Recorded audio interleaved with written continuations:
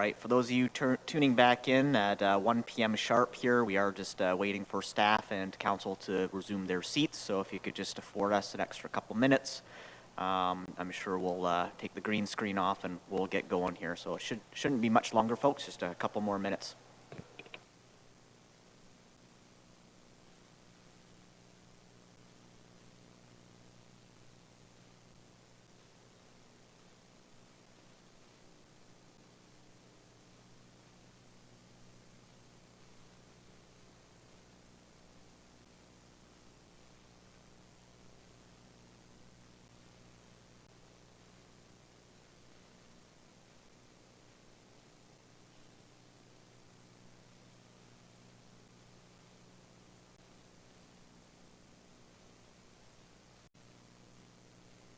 As growth management in-house rather than outsourcing these activities by adding a temporary full-time equivalent, which will result in savings to the tax levy and to developers.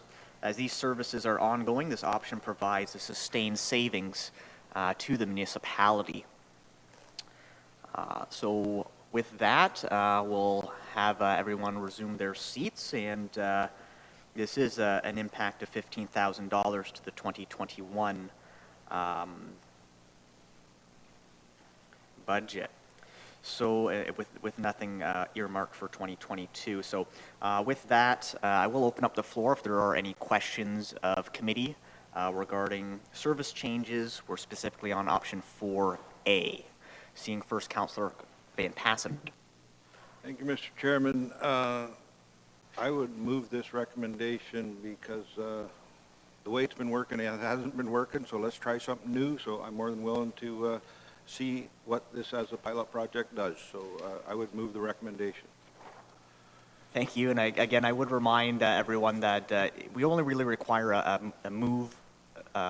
motion, if there is an alternative proposed to staff's recommendation or an amendment to staff's recommendation. So I'm simply asking if there are any questions, and if there are not, we can consider it adopted, and we'll move on to the next item in our agenda. So again, I'll ask if there are any questions regarding 4A. Seeing none at this time, are there any members that would like to propose an alternative or amend staff's recommendation for 4A? Seeing none, it will be considered adopted, and noted that it does have the endorsement of Councillor Van Passen. Moving on next to the next item, it is 4B. Under service changes in sourcing of services, we are considering shifting work performed by external legal counsel to in-house by adding 1 FTE. As these services are ongoing, this option provides sustained savings to the municipality. Is there any questions arising from option 4B?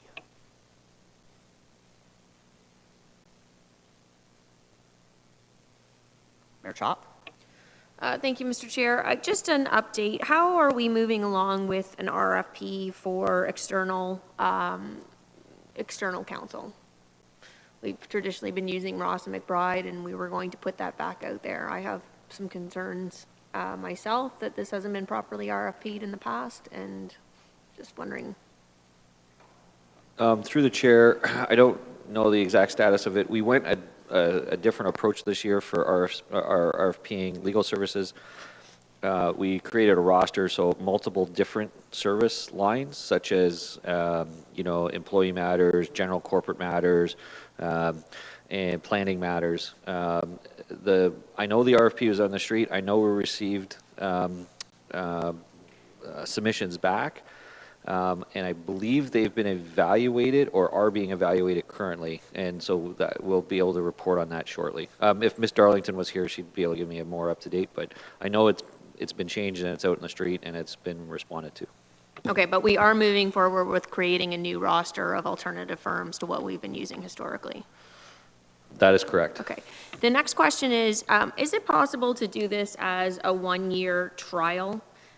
So that we can see whether or not there actually is a net benefit to doing this. I have concerns that sometimes I've seen, we're using both in-house and, we're still having external review in-house or in-house review external. And, I don't know. I'm not convinced that this is the best strategy, to be honest. So is it possible for us to move this as a one-year trial where we would see what our legal services were last year and what that savings was in order to continue? Through the chair, that isn't the intent. It's a 12-month pilot project. Oh, And did I miss? Sorry, I didn't, my apologies, Jason. no, it is, but just to be clear, our bigger concern is that the number of files we're actually doing is increasing, so we're still budgeting an increase in external legal fees, but we're hoping it keeps it down. So just to be clear that we would, though, evaluate it on a 12-month basis and then report back to council on that. Thank you for that, Jason. I do see that Paula Butis is on the line and would like to comment. Paula? Thank you. I'm sorry I stepped away for a moment. So I missed the presentation of the option, but I understand it to be the in-house, bringing in-house one full-time equivalent, and we have a couple of ways in which we can approach that. My goal behind this, to be completely honest, is managing with external counsel is extremely difficult and inefficient for a number of reasons, particularly given the number of different kinds of work that we do. And it is complicated to continually be moving, as the mayor has noted, between external and internal counsel on a number of issues, but the volume of work is astounding. And so keeping track of that volume of work is also something beyond my capacity as an individual lawyer. So in addition to the extent that we have complicated litigation, which we do, that is particularly difficult to manage in-house at the best of times with just a single person. But litigation is by far the most complicated, least predictable thing. So to the extent that I can use my skills as a litigator, which are 20 years worth of litigating for the corporation, that I cannot do now. I cannot do it efficiently now because of the number of files, the complexity of these things. So the idea is to bring in, I think, initially a law clerk with administrative support to assist me so I can actually manage litigation efficiently and control those much harder to control costs when they go external, and continue to send out more routine, corporate, predictable work that I don't particularly do now anyway, because it's not real estate, for example, or basic employment issues. Those are predictable, routine, and do not balloon compared to litigation. So the goal, at least from my perspective, is to bring some control over our document management, which is also extremely complicated right now and not very efficient. The better management of information, efficiency around meetings, around preparation of documents, review, litigation, and getting a better grip on all of that with the intention of reducing our overall costs, and then we'll see how it goes. Thank you very much, Paula, and I should have introduced you before allowing you to speak. This is our county solicitor that's provided that feedback. Let's circle back to Mayor Chop, and then we'll be hearing from Councillor Huffman, followed by Councillor Martin. Oh, you got the information you need? Great, we will circle back to Mayor Chop. I guess, Paula, the biggest concern that I have and what I've seen and makes me uneasy is one of the reasons, I know that when you interviewed for the position and so on, and one of the benefits to yourself was your extensive background with obviously having worked with LPAD and planning matters and so on. That was your area of expertise, correct? Or that you had significant. So, I've seen over the last year that we're still using Ross and McBride extensively on so many of these planning files. And that's where I don't understand I understand for employment matters, obviously the litigation with the bunkhouse appeal, we went to Weir Folds, all of that Sure. makes sense to me. They're, experts in litigation. But it's, being able to, so I'm hoping that this means then that we're going to cease having Ross and McBride then dealing with our planning matters. and we'll be bringing So- those in-house. Right, so there were two issues with that, Mayor Chop. One, I was frozen out of appearing before LPAT for a year because of my prior status as a member. So I actually couldn't be before the LPAT. That ended in July of last summer. And of course, by July of last summer, we were in the middle still of the emergency and all LPAT matters had been frozen anyway. All of those have come back with a vengeance. And since that time, I've actually been the one, I've taken over significant amounts of work on the LPAT files. And to some degree, it's hard to do that when someone's already more than halfway through a file to efficiently transfer at that moment. But we did actually successfully do that in a couple of instances. And I have now been before LPAT multiple times since July. So indeed, part of my goal is to do exactly that. And my challenge is, as I've indicated, there's a difference between a lawyer and a law firm. And while I am capable of practice in front of LPAT, I am not capable of managing all the paperwork, the production of the documents, the filings, the prep of all the witnesses. I can't do it all, and I certainly can't do it efficiently. But with the support of a proper clerk who can assist in the preparation of documents, it's actually very efficient for me to prepare hearings and do them myself. Only on the very big files, it might be occasionally necessary to have assistance from a second lawyer, but my hope is not to do that.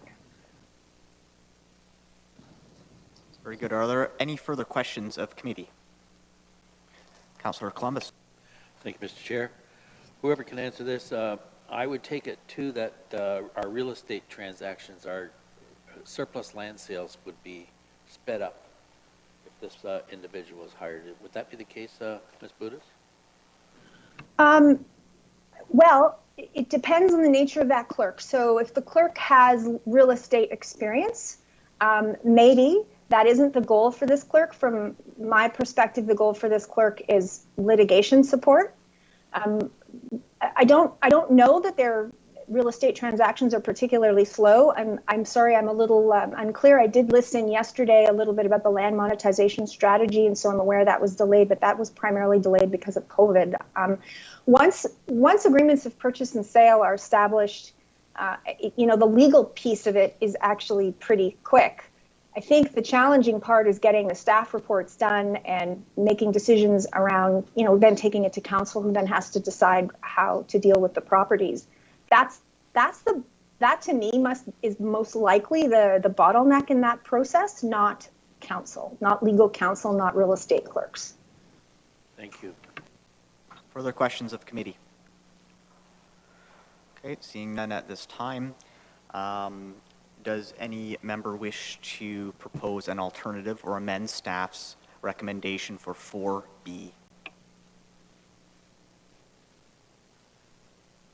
Being no desire, staff's recommendation will be considered adopted, and we'll move on to our next agenda item. Okay, we're now on option 5. This is Assessment Base Management and Assessment Review Board.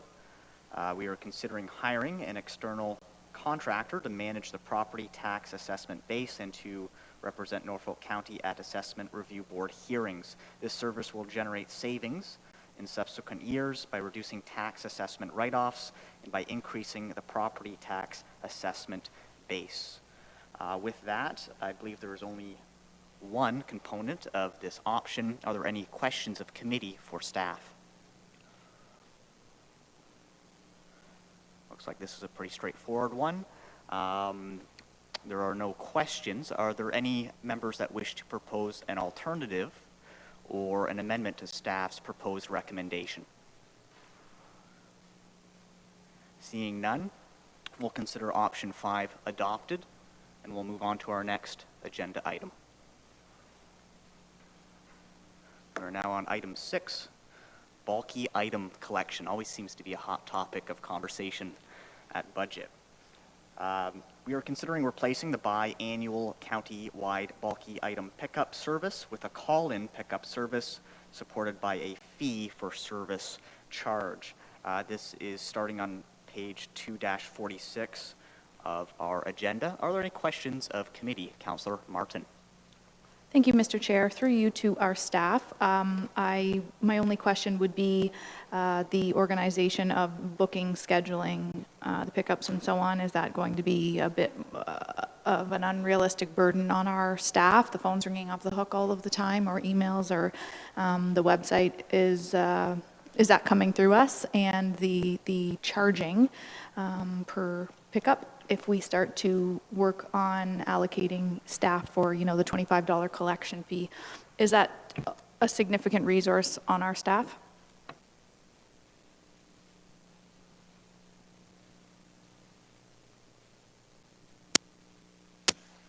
Through the chair to Councillor Martin. I'm here with Marissa as well.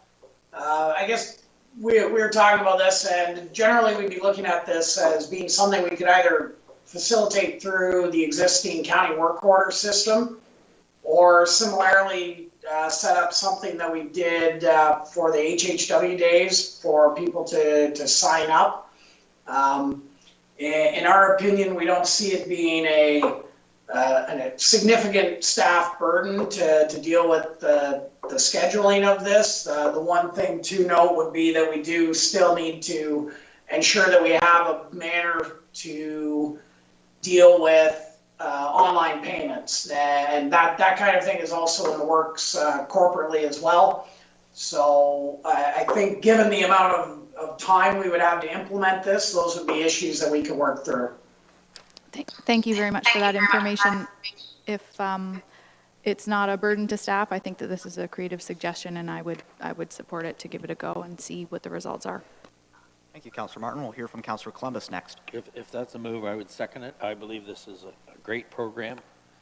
And I like the fact that there's a proposal to have this during move-out dates, which would probably be the end of the month, when people are renting and dumping their material at the roadside. And for $25, it's great.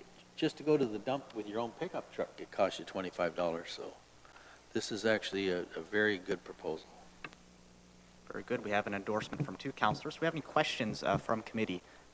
Councillor Michelli. Thank you, Chair Rabbits. I think this is a good creative suggestion. I guess I just have one question, which is a little bit pursuant to Councillor Martin's question about just the actual administration and management of the whole thing. I'm just wondering, like, if someone books an appointment and for whatever reason then they're not able to be there, or do they need to be present? Some of those details, I'm just wondering, maybe I'll just ask our CIO if there's, and perhaps this will have to go to Mr. Godby as well, but whether or not there are some going to be some additional costs to being able to actually administer this program. I concur with Councillor Columbus that a $25 fee for doing so would be helpful, and in fact I have had those suggestions from some constituents in the west end of the county. But also I'm just also wondering, and I know the report outlines this to a certain extent, but how much, if we've factored in how much actual saving we will accomplish, considering some perhaps extra administrative costs and the actual effectiveness of the whole program. I'll start and I'll turn it over to Mr. Godby. So the effectiveness is estimated at this point in time. They've done an estimate of average kilograms and pickup. What we're comparing this cost to, you have to remember, is a service cost that didn't cost anything to the taxpayer and was fully subsidized. So it's which program will we lose less money on is really what we're comparing to. There are examples in other communities that have similar services, and that's what we're kind of patterning that on.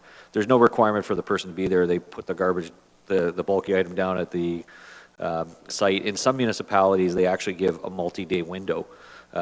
So you book your appointment, and it's like a 48-hour, you put your couch out, but it's not like they come within a 3-hour window. They come within like a 2-day window, and they'll pick it up. But I'll turn over to Public Works for additional comment. Through the chair to Councilor Michelle, I'm not really sure what else we can add that Mr. Burgess didn't cover there. I think he kind of hit the nail on the head with one of your first questions being about the need to be there and the fact that it would just be left on you have an assigned day or window to deal with it. And the fact is this is a program of which one do we lose less money on? And we are confident that this would be a better use of our tax dollars to deal with collection of these items by doing it this way. And it is always one of those things that we can run this program and continue to evaluate the success of it as we go and report back on what our actual savings are and what the uptake levels are with this as we run through year 1 and year 2 of this program. Thank you, Jason. And I really think the idea of having a 2 or 3 or 4 day window for the objects or the bulky items to be left out will also, I think, serve another purpose. One of the advantages, I think, that we've had with the bulky item pickup in general is that it is a tremendous opportunity for private entrepreneurs and scrap metal dealers to go around and basically do some of our work for us. That window will actually give them an opportunity to continue to be recyclers. So I like that idea. So thank you, Jason, times 2. Great. Next, we'll hear from Councillor Huffman. Thank you, Chair Rabbit. So through you to staff. So just to clarify in my mind, when would the individual pay for this service? Like, would they pay up front for it in an online payment? Through the chair, that's the intent. We would create the online payment, so it's paid upon booking.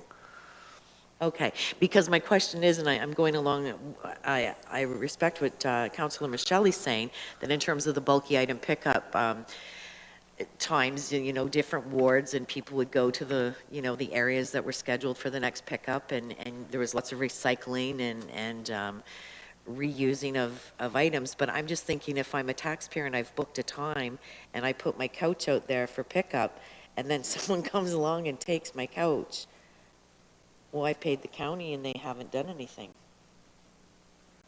That's correct, but at the end of the day, you're paying to get rid of your couch, and your couch was gone. So, well, I understand that, but I mean, that's another thing too. So, on the plus side, as a taxpayer, the county, you'd essentially still paid less overall. So, because if you took it to the dump, you probably paid more.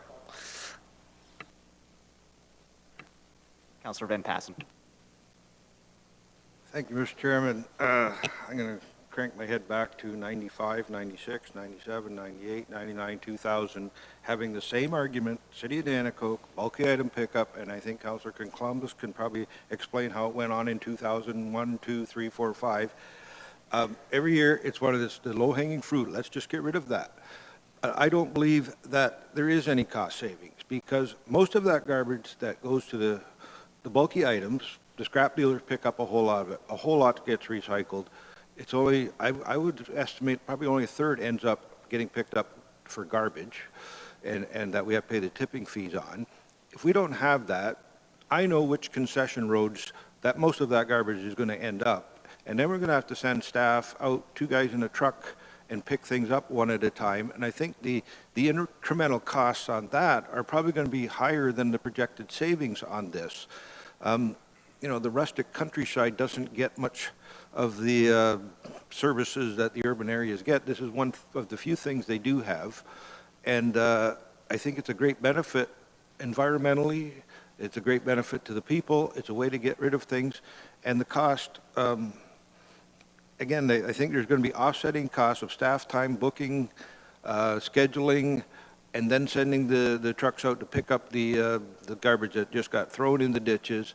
And the end result was probably going to be a higher cost to the taxpayer rather than a savings. And I will be opposed to this and probably always will be because I've seen it work and I've seen the benefits of it.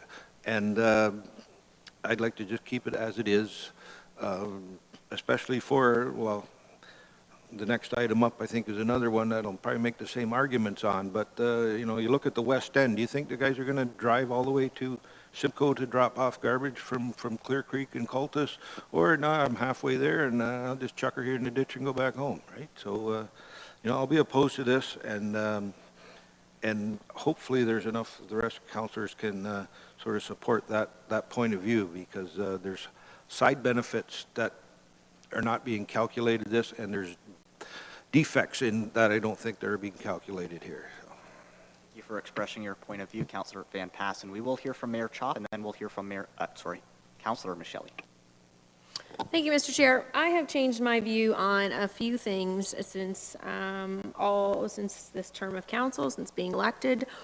I grew up with the exact same mentality as Councillor Van Passen and my parents, and living on a farm and on a country road, and people routinely dump their garbage off. So I get that concern. However, I think that this suggestion to be able to pick up the phone and call, as opposed to trying to figure out, previously the bulky item is only once, you know, you have to be there on that day to do it. Maybe you're at home, maybe you're away, maybe you forgot about it.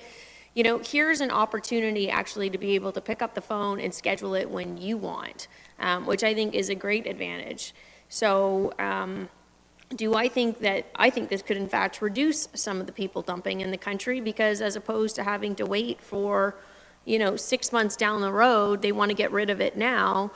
You know, it's a lot of work to go still and put the couch in your truck, drive it to a country road and dump it off, when now you have the ability to actually pick up the phone and have it picked up whenever you want. So, previously I would have agreed with Councillor Van Passen, but my opinion's changed on it, and I think we are looking for savings. And the worst case scenario, we try this 1 year and it doesn't work, and you see an increase in garbage, and we come back to the table next year. Councillor Michelle. Thank you, Chair Rabbits. Yes, I agree with what the mayor's commenting on. I have all my life totally agreed with Councillor Van Passen on this idea of this, you know, garbage is going to end up in the ditches, and we'll have to have somebody go back and pick it up and do all of these things. And that may very well still happen. I'm not convinced that it won't. I do like the mayor's idea that people will maybe consider, okay, I can go on my computer, or I can go in the back, get that old couch out of the shed, put it in the back of a pickup truck and drive it down the 6th concession west of Port Rowan and dump it. Or I can do that. I'm hoping that will work out that way. And I also think that while I do like the idea of bulky item pickup, and members of council may remember, I made this motion originally when we decided to do this, when we were considering eliminating it entirely. And I do think it has all the advantages that Councillor Van Passen has mentioned, but I really like the idea of giving this a try. If it doesn't work, we'll go back to the drawing board. Thank you. Councillor Columbus. Yes, the other thing with the former bulky item pickup that we had, a lot of times people would have their mattresses or couches out there 2 weeks before the pickup date. We get a huge rain, and then we pay the fee at the transfer station or wherever it's going, because it weighs twice as much as what it weighs when it's dry. So hopefully the people will have their mattress out there just a day or two before the pickup, and we're not landfilling a wet couch versus a dry couch. Point well received. Thank you, Councillor Columbus. We'll next hear from Councillor Taylor. Thank you, and through you, I certainly have many of the same concerns as Councillor Van Passen about how this might operate, but I am looking forward to seeing a pilot project of it. The only thing I do want to make sure we really emphasize the communication strategy on it, make sure there is the uptick so we get the real numbers on how this might work, and that's all I really have to say there. Councillor Van Passen. Thank you, Mr. Chairman. I do have a question to staff. Is that the intent, that I can just get on the phone and phone them and they'll be there tomorrow to pick it up? Or is it only going to be at certain times of the year that they're going to be driving by? You're not going to hire somebody to drive out to the middle of nowhere to pick up one couch, are you? Or is it going to be scheduled certain areas on certain days? Let's have our Public Works team answer that question.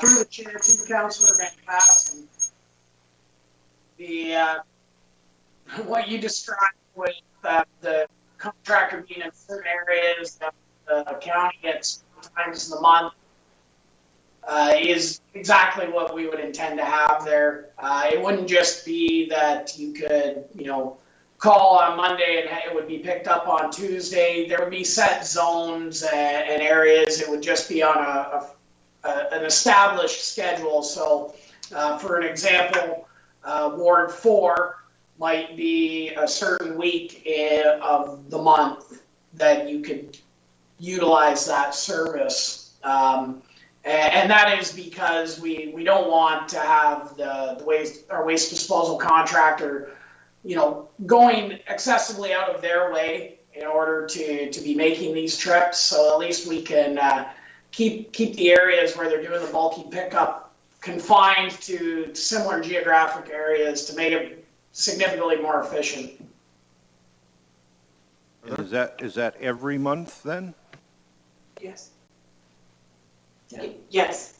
Yes, through the chair to Councillor Van Passen, that would be the intention, yes. Mayor Chop.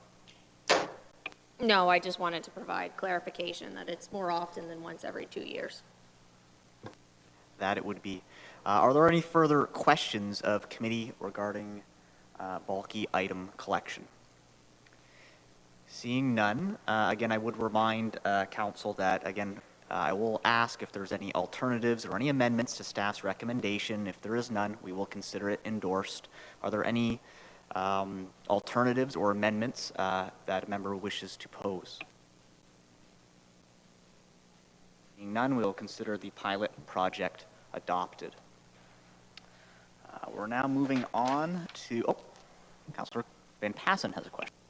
You just mentioned one extra word, as a pilot, and it's not listed as a pilot, but as a pilot project for 1 year is different than permanent implementation. So which way is it?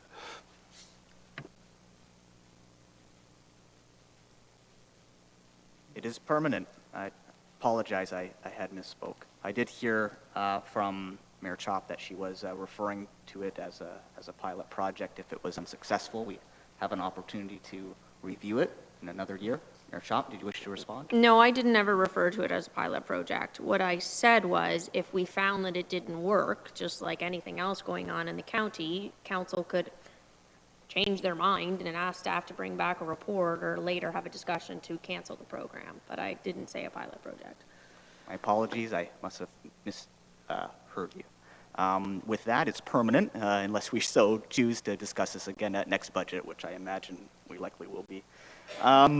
Moving on to the next agenda item, we're on item 7, South Walsingham Transfer Station. Option 7A is to consider reducing operating hours for the transfer station to align better with demand. Are there any questions of committee? Seeing first Councillor Micheli, followed by Councillor Martin. Thank you, Mr. Chair. I feel very strongly about keeping this transfer station open. To begin, I would just mention that the distance that people will have to travel from places like Cultus and Clear Creek and Houghton with their refuse all the way to the Simcoe transfer station is just not a fair offer of service to those people living in those areas. They not only will they have the added, literally the distance, the added gas mileage, the added, from an environmental point of view, the added number of people driving on the road, and additionally contributing to increased greenhouse gas emissions. When they get to the Simcoe transfer station, my fear is that with that being our only station, people will be lining up, all of them idling their vehicles, creating more greenhouse gas, waiting in line for long periods of time, frustration levels increasing. I just cannot, this is one I really cannot support because I think it just does a tremendous disservice to the residents of the west end of the county. Again, another recognition of the vast expanse of the geography of Norfolk County. This, I think, is just too much to ask of our residents to make this adjustment for the amount of savings it would have. I do have a couple of other items that I want to mention about this, but I will defer for the moment to Councillor Martin. Thank you. And before we move on to Councillor Martin, I was just reading into our agenda, and to avoid any confusion, staff were actually recommending option 7B, which is to consider the closure of the transfer station. So, I thought I would bring that up at this juncture because if we're going to discuss reducing hours prior to having a discussion about the closure of the station, it seems a little counterintuitive to me, or a little, putting the cart before the horse. So I just want to acknowledge that staff are actually recommending closing the station as opposed to reducing the hours.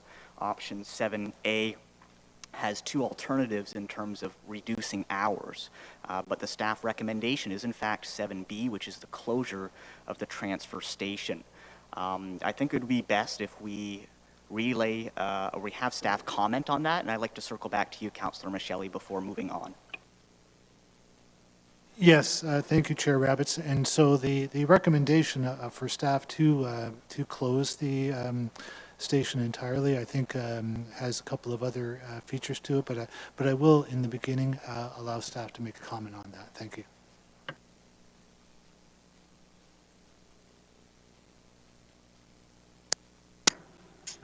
Through the chair to councillor, to committee.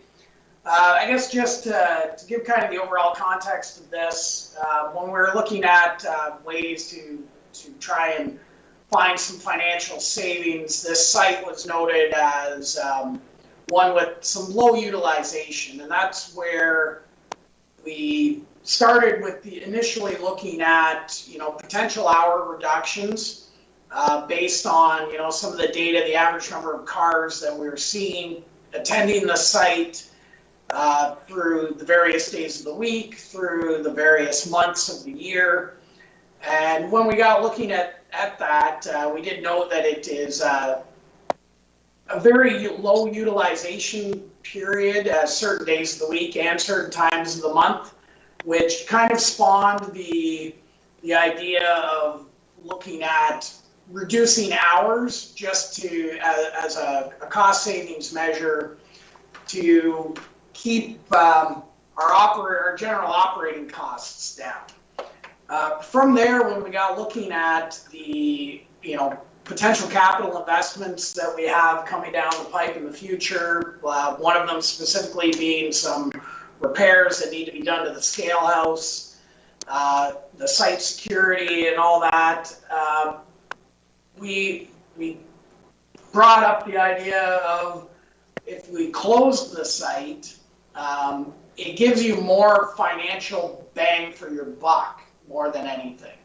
I don't dispute the fact that there are concerns with, as Councillor Van Passen has already talked about, the potential for additional roadside dumping.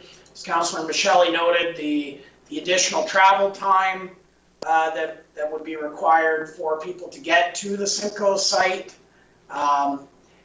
Those are valid points. However, when you're looking at it from a strictly financial point of view, the closure of the site does give us significantly more savings compared to just hourly reductions.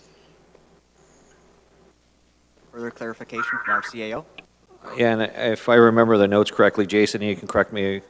I believe when we looked at some of the background notes, our cost, our cost for this, we essentially are operating a transfer station that there's other competitors in the marketplace, including private sector players that, though yes, you have to drive a little bit further for, but they're actually providing the service at a lower cost. So we're in a business that we charge more and we lose money doing it. And I thought that was some of the background information that was provided to me, Jason. Yes, that is correct. Thank you. So again, we are considering options 7A and B together in our discussion here. With that, I did want to go back to Councillor Michele just to make sure he's had an opportunity to ask the questions that he would like to ask.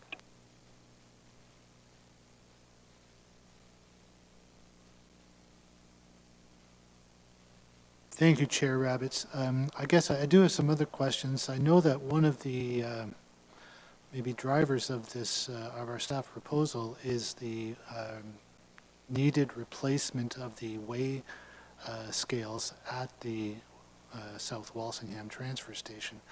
And I'm just asking this as a sort of I had this thought the other day.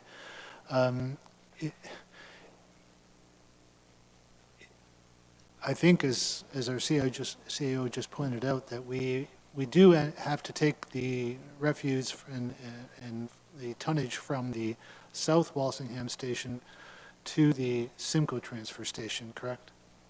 To have it then picked up by our other provider?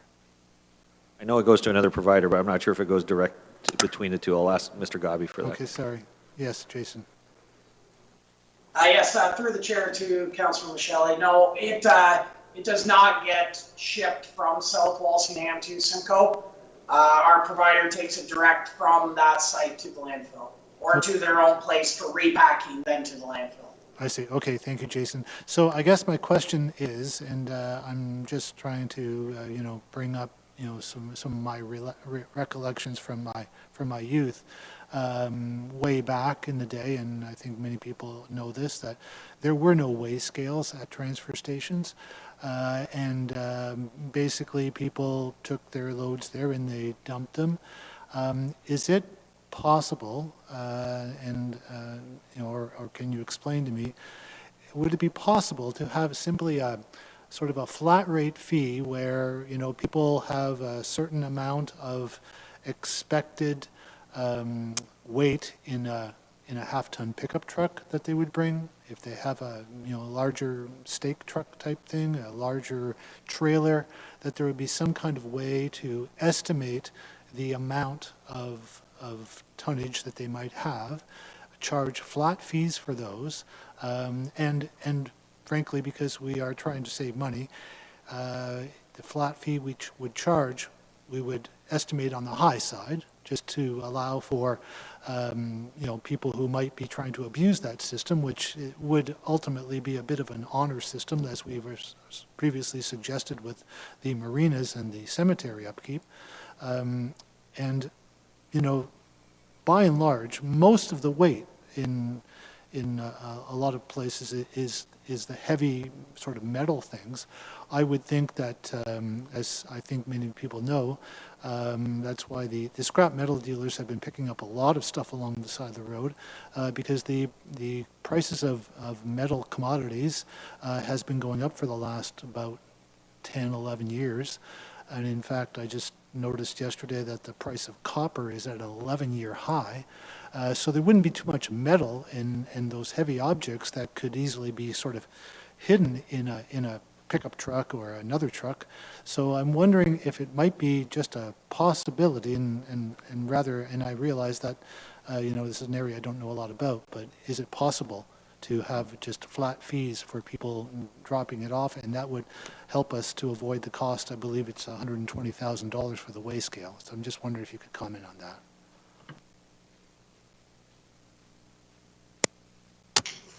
Through the chair to Councillor Michele, talking with Marissa here, one of the things that the issues there relating to the scale is basically around the fact that with our current ECA for the operation of the site, we are required to weigh in and weigh out everything that comes into the site. That's a major driver of the need for the scales to be installed and working properly. Along the lines of the flat fee, the biggest risk with that would be just continual loss of, or continuing to end up paying more than we already are for the disposal, because we do pay by the ton of what's going out, so it is a significant risk for us to not have those accurate ins and outs, and what would you set, how do you set that flat fee then in order for it to be fair to the person who's bringing, 12 couch cushions versus somebody who's gonna bring 12 bricks, or that kind of scenario. Thank you, Jason and Marissa. And I understand that, and I had a feeling that the requirement to have the weigh scale was a legislative requirement. I just wasn't sure about that. And so in any event, I mean, I do understand that there, are that the volumes at that station are not as high as they are in Simcoe. I just think that the people who do use that transfer station, they use it quite frequently, and I just know that we're going to have literally, thousands of very disappointed people if we close it entirely. That's why I would much prefer to have some reduced hours as our plan in alternative one. Thank you. Thank you, Councillor Michelli. We'll next hear from Councillor Martin. Thank you, Chair Rabbits. Through you to Marissa, do you think that the numbers would improve at this location based on the changes we've just made to bulky item? Through the chair to Councillor Martin. So typically in years when we have had bulky collection programs, we have seen a decrease of customers at our transfer stations. So comparing our last bulky item in 2018 to 2019, there is a 10% decrease in customers and an 11% decrease in revenue at the South Walsingham transfer station as a result of the bulky item collection. Okay, thank you very much. So looking at, if we were to go through the option to reduce the hours and the time of day, do you think that the savings is enough to be realized, or are we just really trying to scrub it together here? Numbers are down, bulky items going to be more accessible.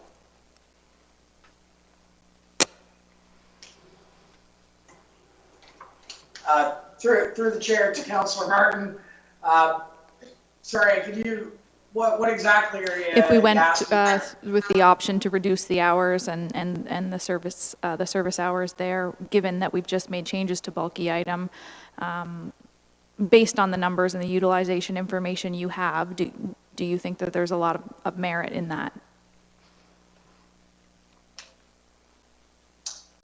Through the chair to Councillor Martin, I think should council choose that the site should remain open, yes, we do believe that still a reduction in hours could achieve some savings for the county.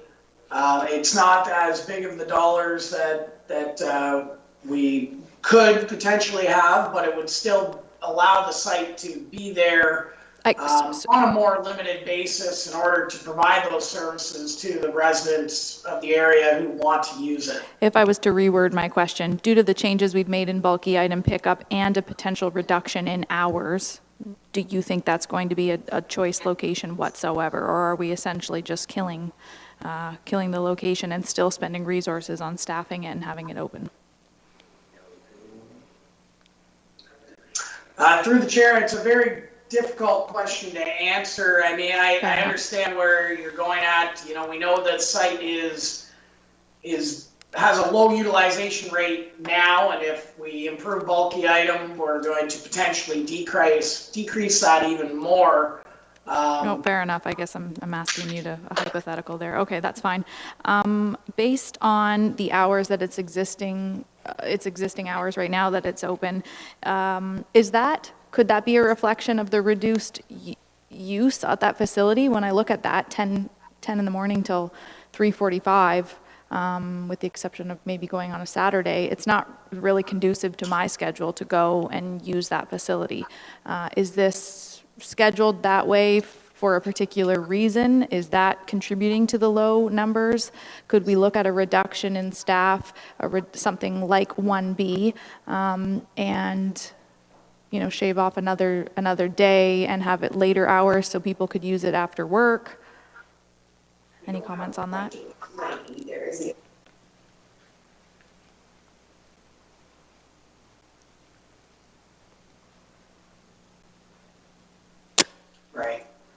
Through the chair to Councilor Martin, those are options that can be considered. One of the concerns that we do have is the lighting at the site. So when we get into winter hours, it is dark, and we would need to have some lighting up in and around the bins and out back for site safety. So that's part of the reason why the hours are reduced as we get into the shorter daylight times of year. Interestingly enough, though, those are also the times of year that the average numbers of cars per day are significantly lower. There does seem to be a higher utilization rate through the spring and summer months. That could be attributed to increased use by perhaps contractors who are doing more renovation work or home construction, and cottagers who are bringing stuff in. It's a hard one to pin down. I understand what you're saying with the fact that if you perhaps had some hours that were maybe increased on weekends for people who are working that period of 10 a.m. to 3:45, that may help. But at the same time, they're still given all Saturday morning. We were open 9 a.m. to 1 p.m. on Saturdays, and the Saturday average number of cars is marginally higher than, say, Monday, but it's not, there's no significant fluctuations. It's more just overall generally lower usage. Okay, thanks for that information. My last question is just based on the fact that I know that we've made some capital contributions. Off the top of my head, I don't recall what the specifics are, but when we look at additional spending, one of the risks associated is the termination of service contracts. Can we get more information on that? Additional costs associated with that?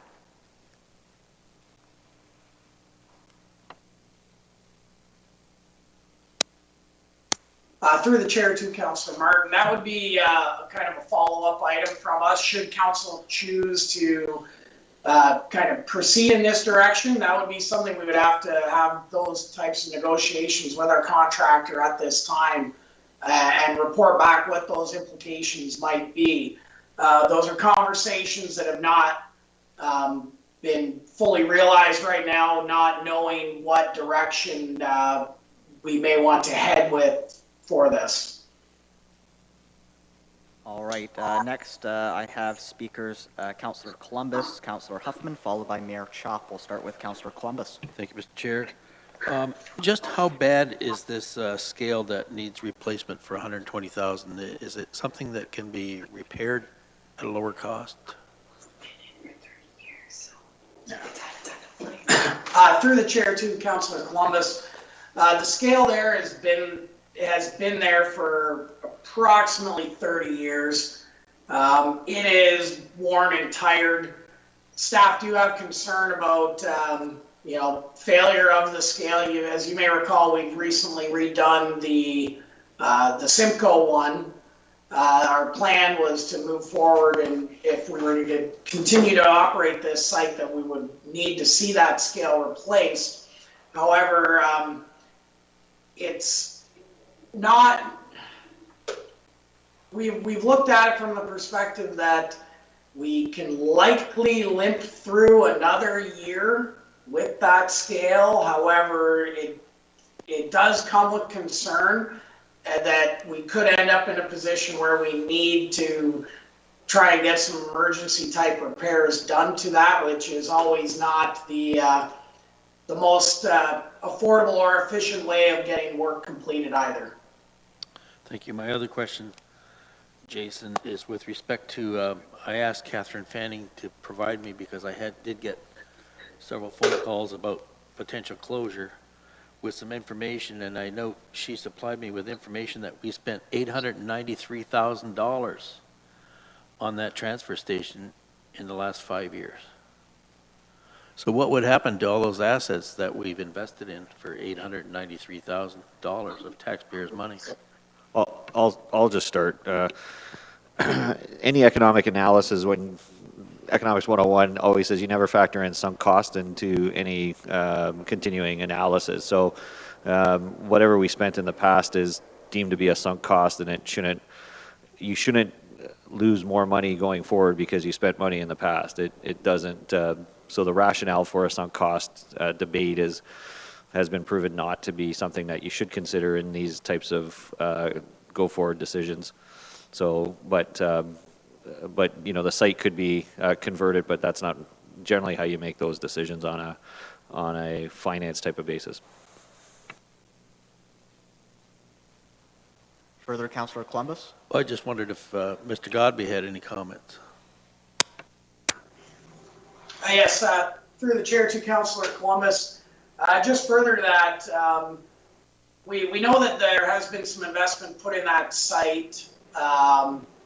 Those investments would continue to be maintained if the site was closed or reduced hours. It is a closed landfill site, so it is not something that the municipality is going to be disposing of anytime soon.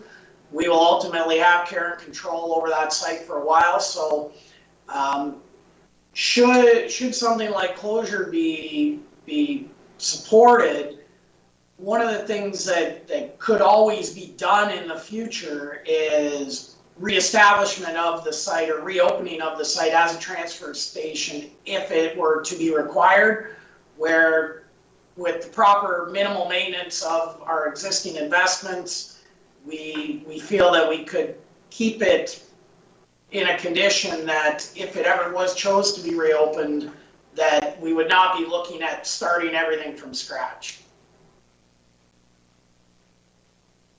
Next, we'll hear from Councillor Huffman. Thank you, Chair Roberts. Wow, through you to staff. I guess one of the comments that was made was that we have private sector businesses who are doing the same thing. So earlier we had the argument for, recreational services and different things like that. Why are we competing with the private sector? So I think that's something that we need to keep in mind. The other thing is that I think that it's prudent that we pay attention to the fact that we just made these changes previously to the bulky item pickup, and there's great impending costs coming to the Walsingham station, and I know we don't like to lose services in our areas, but it makes sense to me that we seriously look at, I would say, a reduction of the hours, and then pending the weigh scale, that not be repaired, and then at that point we move forward and we close it. And we ride it out till it's done, and then at that point the decision's made that we close the weigh station. That would be my recommendation. Okay, so noted. We'll now move on to Mayor Chop.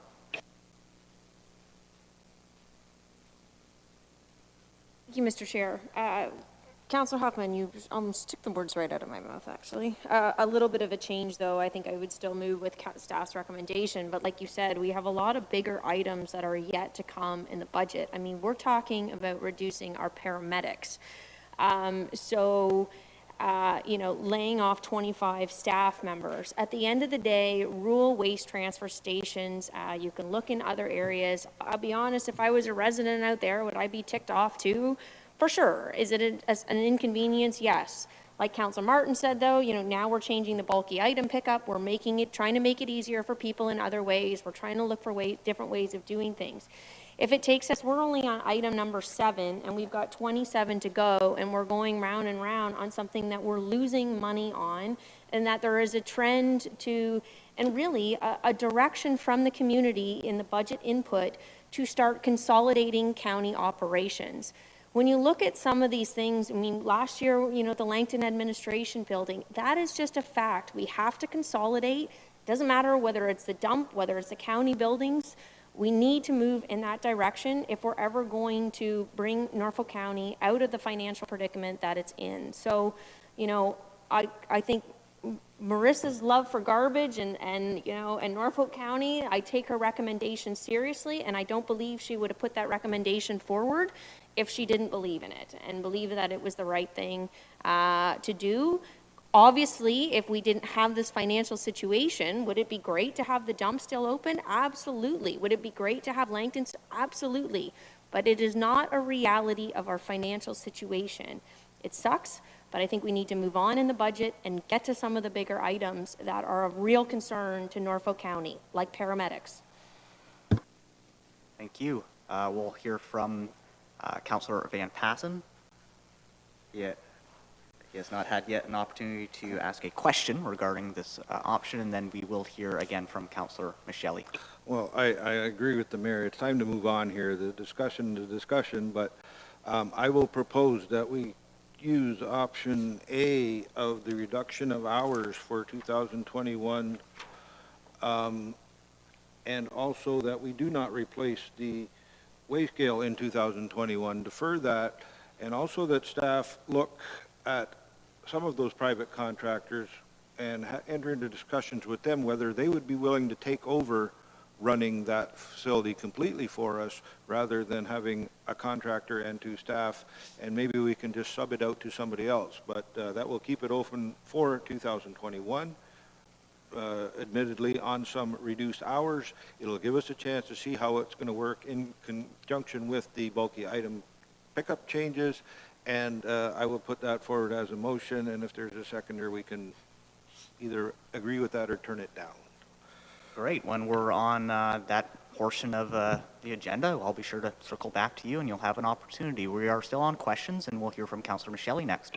Chairman, I just put forth a motion. I don't think, unless you're going to rule that out of order, I would ask that you ask if there is a seconder to that motion. And Councillor Rabbits, that was my intent, was to second that motion, so I... To second the motion. Okay. Well then, I guess I think I might have to go back to the clerk to see if we are in fact procedurally out of order.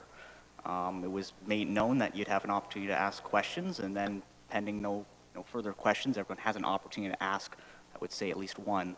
Then you would have an opportunity to propose an alternative or an amendment to staff's recommendation, as you have done.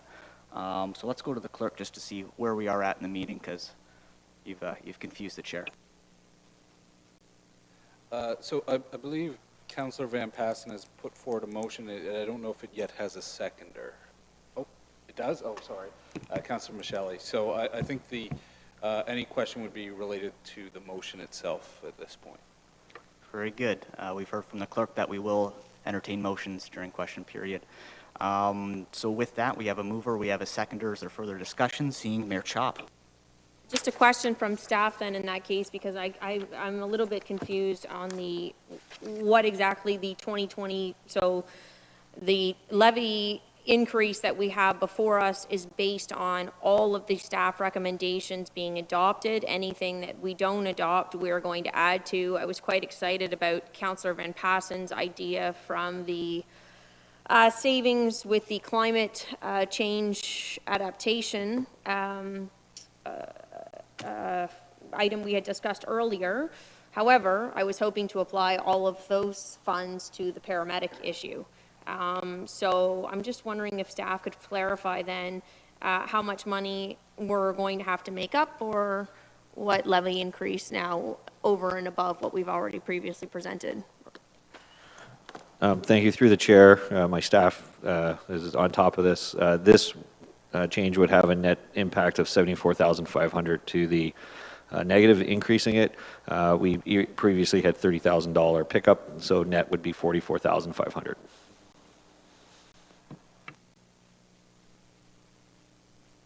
All right, we have a motion. We're in debate. Do we have any further discussion regarding the motion?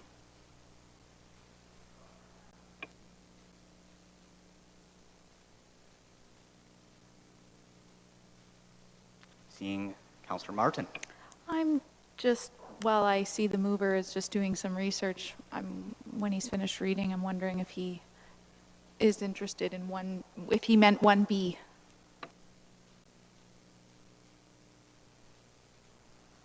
I would also like clarification as to which staff alternative you are suggesting. It's not the recommendation. Is it 1A or is it 1B?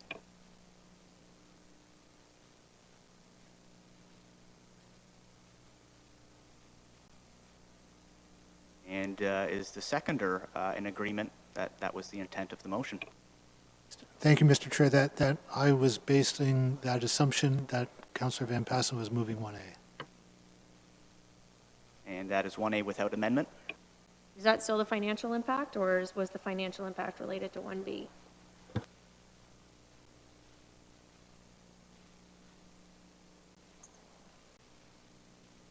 Through the chair, to confirm that impact was the impact for 1A. The impact for 1B, we would need to add back $64,500 and then net with the $30,000. If that becomes the motion and is passed, we would need to find $34,500 to keep the average tax impact the same as we started the meeting yesterday.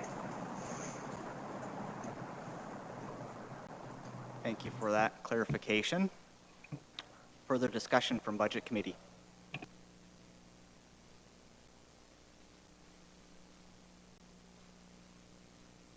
You are actually our last speaker, Councillor Martin. Satisfy your question? Yeah, no, I think I'm okay. Thank you very much. All right. Is there any further discussion on the motion? Seeing none, would anyone like to request a recorded vote? So noted. Recorded vote has been requested, and we will move for a question, Councillor Martin. I apologize. I'm just wondering if we also could include some type of communications messaging that council does not intend to make a capital refurbishment repair to the scale, and is there, anyone interested in taking this over eventually? I think I should have to go back to the mover. Is that a friendly amendment? Is that acceptable? I just pointed out, next option 8 is centralized advertising. I'm sure it'll be covered. So. Sounds like you're amenable to that amendment. What does the seconder have to say? Thank you, Mr. Chair. Yes, I thought that was what the amendment was in the motion that Councillor Van Passen made, was to add those two items. Unless I'm mistaken. All right. Haste makes waste is the only thought that comes to mind, but we'll call the question, and it'll be a recorded vote. Andy, if you could please read out the motion in its entirety and proceed to call recorded vote. So, Councillor Van Passen will correct me if I've got it wrong, that the committee approve option 1A as listed on page 250 of the budget binder respecting the South Walsingham transfer station, and that staff be directed to seek alternative service providers and not dedicate capital funds towards scale refurbishment.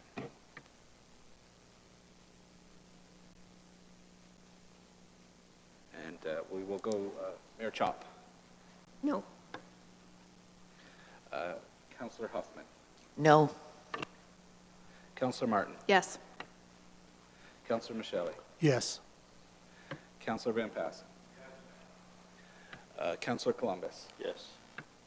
Councillor Taylor. And Chair Rabbits.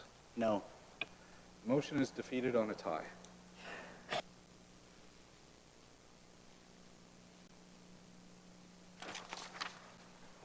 Well, with that, that scratches option 1A with the amendments. There is still 1B, or an opportunity for members present to propose an alternative or an amendment. There was options 1A and 1B, and we just defeated 1A. Oh, there's within, for clarification, this one is getting confusing. We've just defeated 7-1A. There is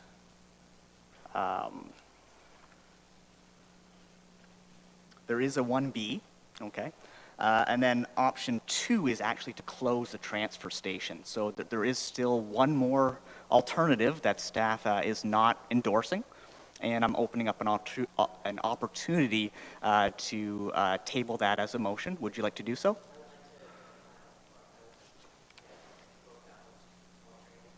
All right.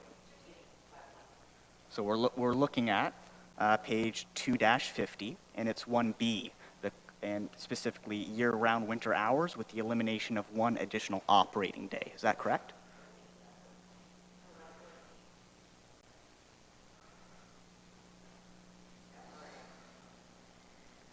It's your motion.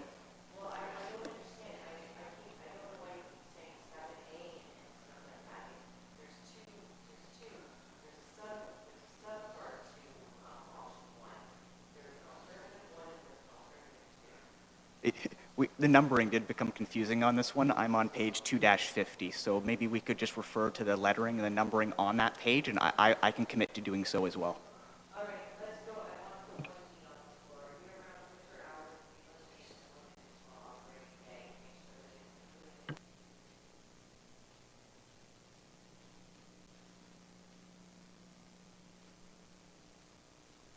it's Understood. And do we have a seconder for that? Mayor Chop has seconded. Is there any further discussion? Councillor Columbus. Question, if that option doesn't succeed, what's the other recommendation? Well, actually, I ask if you have an option that we're not considering. Don't have one, but perhaps somebody else may. Or maybe Mr. Godby's got something else up his sleeve, or Marissa. And again, if no one's proposing an alternative, we just endorse staff's recommendation, which is alternative 2 on 2-51. Actually, in theory, council can reject all options, and you would just not consider any of those options and take all the savings and add that back to the levy. So council can, in theory, ignore 1A, B, and option 2, just for clarity. Council has the power to do whatever they want with this, and I'll ask the table before we move on. I don't know why this is getting so confusing, but we've got a motion on the floor, and we have a seconder. Is there any debate or discussion on the motion? Seeing none, I think I'd like to call for a recorded vote myself. So let's have a recorded vote. Andy will read the motion out in its entirety and call the question. That committee approve option 1B as listed on page 2/50 of the budget binder respecting the South Walsingham transfer station, and that staff be directed to not dedicate any capital funds towards scale refurbishment. And we'll go the other way. Councillor Taylor. Yes. Councillor Columbus. Yes. Councillor Van Passen. Yes. Councillor.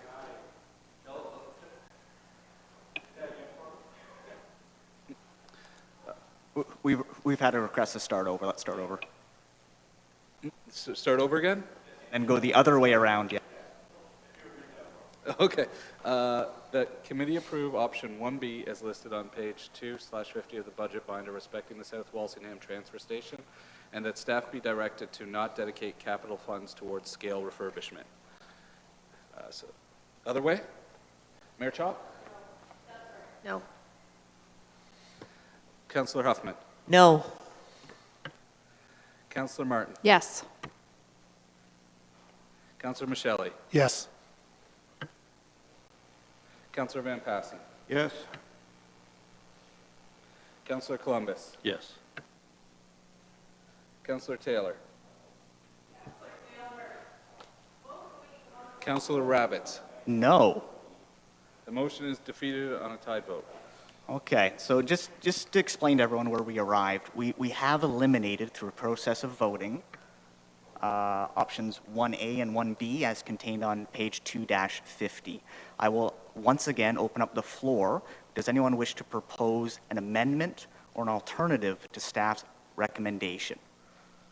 Mayor Chop. Well, I would like to propose that, again, we have a tough budget here. We have a number of staff recommendations. Like you said at the beginning, we're going to move ahead with trying to endorse all of staff's recommendations. you know, it's a tough budget. We've got some other significant issues to get to, so I'd like to leave it on the table like we did with the other options of endorsing staff's recommendation at the end. If we want to come back to it later on, to come up with some new plan that's not being proposed, you know, I think doing nothing is not even an option. So I would like to move ahead, carry on with the budget, and look at endorsing all of staff's options with those that, with the exception of those that we've changed.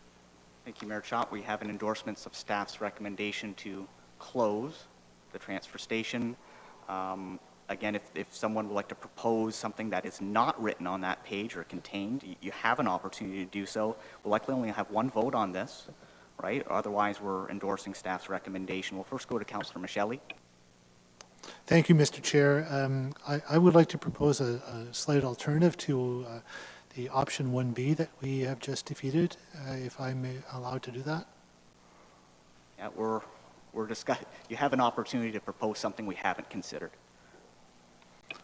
So in that event, I would like to propose that that motion that we had previously on 1B that has just been defeated would be altered so that the transfer station would be open on Mondays and Saturdays only, with those hours that are already in 1B. And I'm hoping that perhaps that will be amenable to my colleagues. Thank you. Do we have it? With the addition, of course, as previous, with the elimination of the replacement of the scale. Elimination of the capital for the scale. Do we have a seconder? Again, I'd like to understand the financial impact from staff and of what 1 day a week and what 2 days a week. You know, it's one thing local residents on a Saturday using the dump that are down at their cottages and so on. I can, you know, I still think staff's recommendation is the way to go. But I do have a bigger issue when we talk about contractors and so on. In today's world, today's reality, they can drive 20 minutes up to the dump in Simcoe. So if it's a matter of cottagers, they're only there on the weekend, I can, you know, I can buy that coming out from Long Point, but I want to understand what the financial impact is because it's impacting the rest of our budget. All right, we're entering into debate without a seconder. Do we have a seconder for Councillor Michelli's motion? Councillor Martin. Let's hear from staff regarding Mayor Chop's question. We still have Jason Godby and Marissa on the line. Let's go to Public Works staff. Or perhaps Finance would like to comment on the numbers associated with the motion.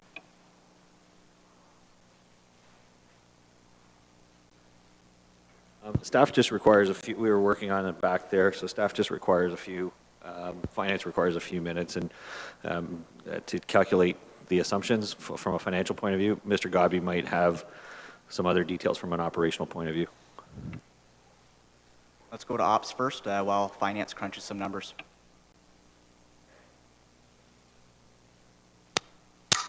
Yeah, to committee. Just so we're clear on our side, you're looking at, it would just be 2 operating days. The Monday and Saturday, and the 10 a.m. to 3:45 on Monday, 9 a.m. to 1 p.m. on Saturday. Is that what we are hearing correctly? Yeah, but I'd like the cost separated. I'm more interested, if I was to go that route, I would only support the weekend and not the Monday. So 1 day a week? Well, to further to Tom's point, I'm just curious, well, before I can vote on something, I need to know what the financial impact of that is. And in case his motion fails, I'm just hoping to do it all at the same time, whereas I would be amenable to a Saturday. I understand people have their cottage all the way out on the end of Long Point. You know, I can get that. A Saturday morning, 9 to 1, you drop your stuff off. So, you know, with the same caveat that we're not replacing equipment and so on and so forth. So what would those 2 days and what would 1 day?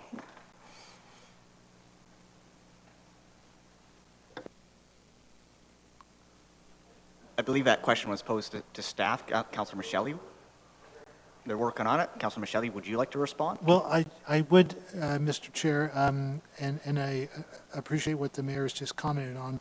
I'm just thinking now that 1 day a week on a Saturday, maybe if we get the numbers on what it would cost to have it open from 9 a.m. to 4 p.m. And I'm just saying that sometimes, having only 4 hours, sometimes it could be sort of defeating for people. Oh, by the time you get yourself organized, you go, oh, I've only got half an hour and I got to race to the dump. I might not make it, and I'm just not sure. I think we can probably achieve some efficiencies by just extending the hours on one day. I do take the point that maybe Monday's not the best day. My rationale there was that what you kind of don't get done on weekends. A lot of people do stuff on Mondays. I'm always amazed at how many people are in grocery stores on Mondays. Well, you don't get it done on the weekend, you drive to Simcoe. And just with respect, Madam Mayor, it's more than a 20-minute drive from Long Point to Simcoe. All right, while finance is still crunching those numbers, we are in debate, and we will hear from Councillor Columbus, followed by Councillor Huffman. Yes, thank you, Mr. Chair. And does our contractor that picks up everyday garbage in Walsingham area utilize this facility scale-wise or for any use other than one day a week? Mr. Godby, that's probably one for you.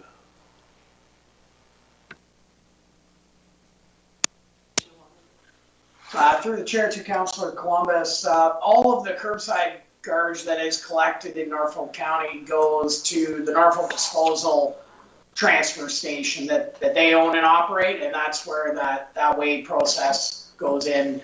So they do not use that site, with the exception of it is used to weigh our leaf waste when we are doing that, the curbside leaf collection program. Thanks for that input. Councillor Huffman. Thank you, Chair Roberts. Through you to my colleagues, I just want to remind us all that we just made a change to our bulky item pickup. So that service is now available anytime anyone wants it. So it's not where if you don't get to the dump, you can't have these items picked up. You make arrangements to get them picked up. So, I mean, we need to be cohesive in our thinking, and I'll go back to what Mayor Chop said. This is, I apologize, but this is ridiculous. We're spending way too much time on certain things when we have really, really pressing possible service reduction issues that can impact the health and wellness of our community. So I would just like us to stay on track with things and remember going back to we're trying to make things in line with each other and services in line with each other. So the dump is open on a Saturday, or if it's not, these residents now have access to a whole new program in a whole different way. Councillor Van Passen. Well, you do realize you can't put out garbage in the bulky item pickup. So what do you do? Where are you going to put your garbage? We have access to a bulky item. What if you're not there? If you're only there on, the weekend and the cottages out there, not. If we could please refrain from the table talk, and if you aren't responding to your colleague, please turn on your microphone. No, the bulky item pickup is specific to different things than a garbage transfer station. Like to respond, Councillor Yes, Huffman? no, it doesn't. It can be anything you want it to be. Jason, chime in. Excuse me, Mr. Chair. Hey there, Jason. I can see you and Marissa would like to provide some points of clarification. Yes, thank you, Chair Roberts. Councillor Van Passen is correct. The curbside or the bulky collection, the same rules would apply that have always applied as it comes to the materials that are acceptable to be put out for those collection processes. So the call-in service for bulky will not address people who have, construction debris or other items that Marissa maybe can elaborate a little more here on things that that are not acceptable under the call-in program as well, and that would be required to be taken to a transfer station. So if you refer back to the bulky collection sheet, it does indicate which items would be accepted under that program and which items wouldn't, but just a few things off the top would be like renovation materials. So if you're redoing a bathroom, so the floor, like the flooring piece is yes, but like drywall and things like that would need to go to the transfer station. Shingles, if you tore a deck down, for example, that needs to go to a transfer station. That wouldn't qualify for the bulky collection program.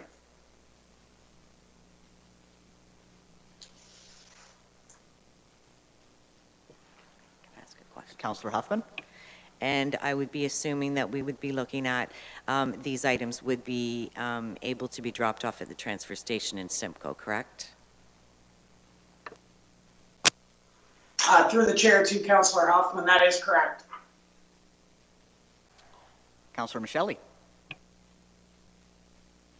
Thank you, Mr. Chair. I did want to just mention that, again, the bulky item pickup as we have approved and adopted is different than the actual trip to the transfer station because of the materials as we've just heard from staff. Thanks. Thank you. Now, I do believe we've bought some time for our finance team. If I could get a verbal, if they're ready to present us with some financials to answer Mayor Chop's original question.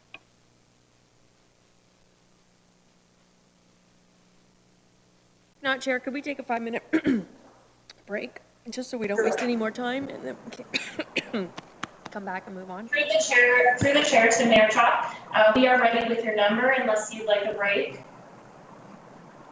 Fire away with those numbers. We're eagerly awaiting. Ready? Okay. So the alternative discussed, where we would be dropping another day off, would provide a total savings from current operations of $27,000. So when we're comparing that to what's been included in the budget, we would need to add back $55,500 to the budget in order to go forward with this option.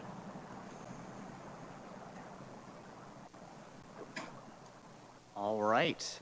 Thank you for that information. Do we have any further discussion on the motion? Mayor Chop?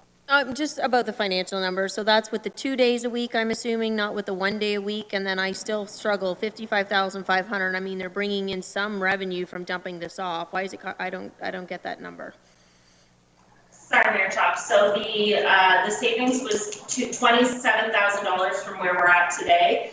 Why I'm discussing the $55,000 is because included in the budget with the 4%, we've assumed that we're going forward with staff's recommendation, which was the closure. So when I'm comparing the total savings included with the closure to what I'm now believing the savings are with the 27,000, we're at the 55,000 number would be needing to be added back to the budget in order to still provide the service on the modified day. Gotcha. Our assumption was that we're going forward with Monday or Friday or whichever one day during the work week, and then the Saturday operating hours as well. Okay. Sorry. Thanks, Catherine. Yeah, it was just a moment. I still myself, I think I have to support staff's recommendation at this point to add that back in. I mean, not with the other cuts that we're looking at. Councillor Michele, your second opportunity to speak to the motion.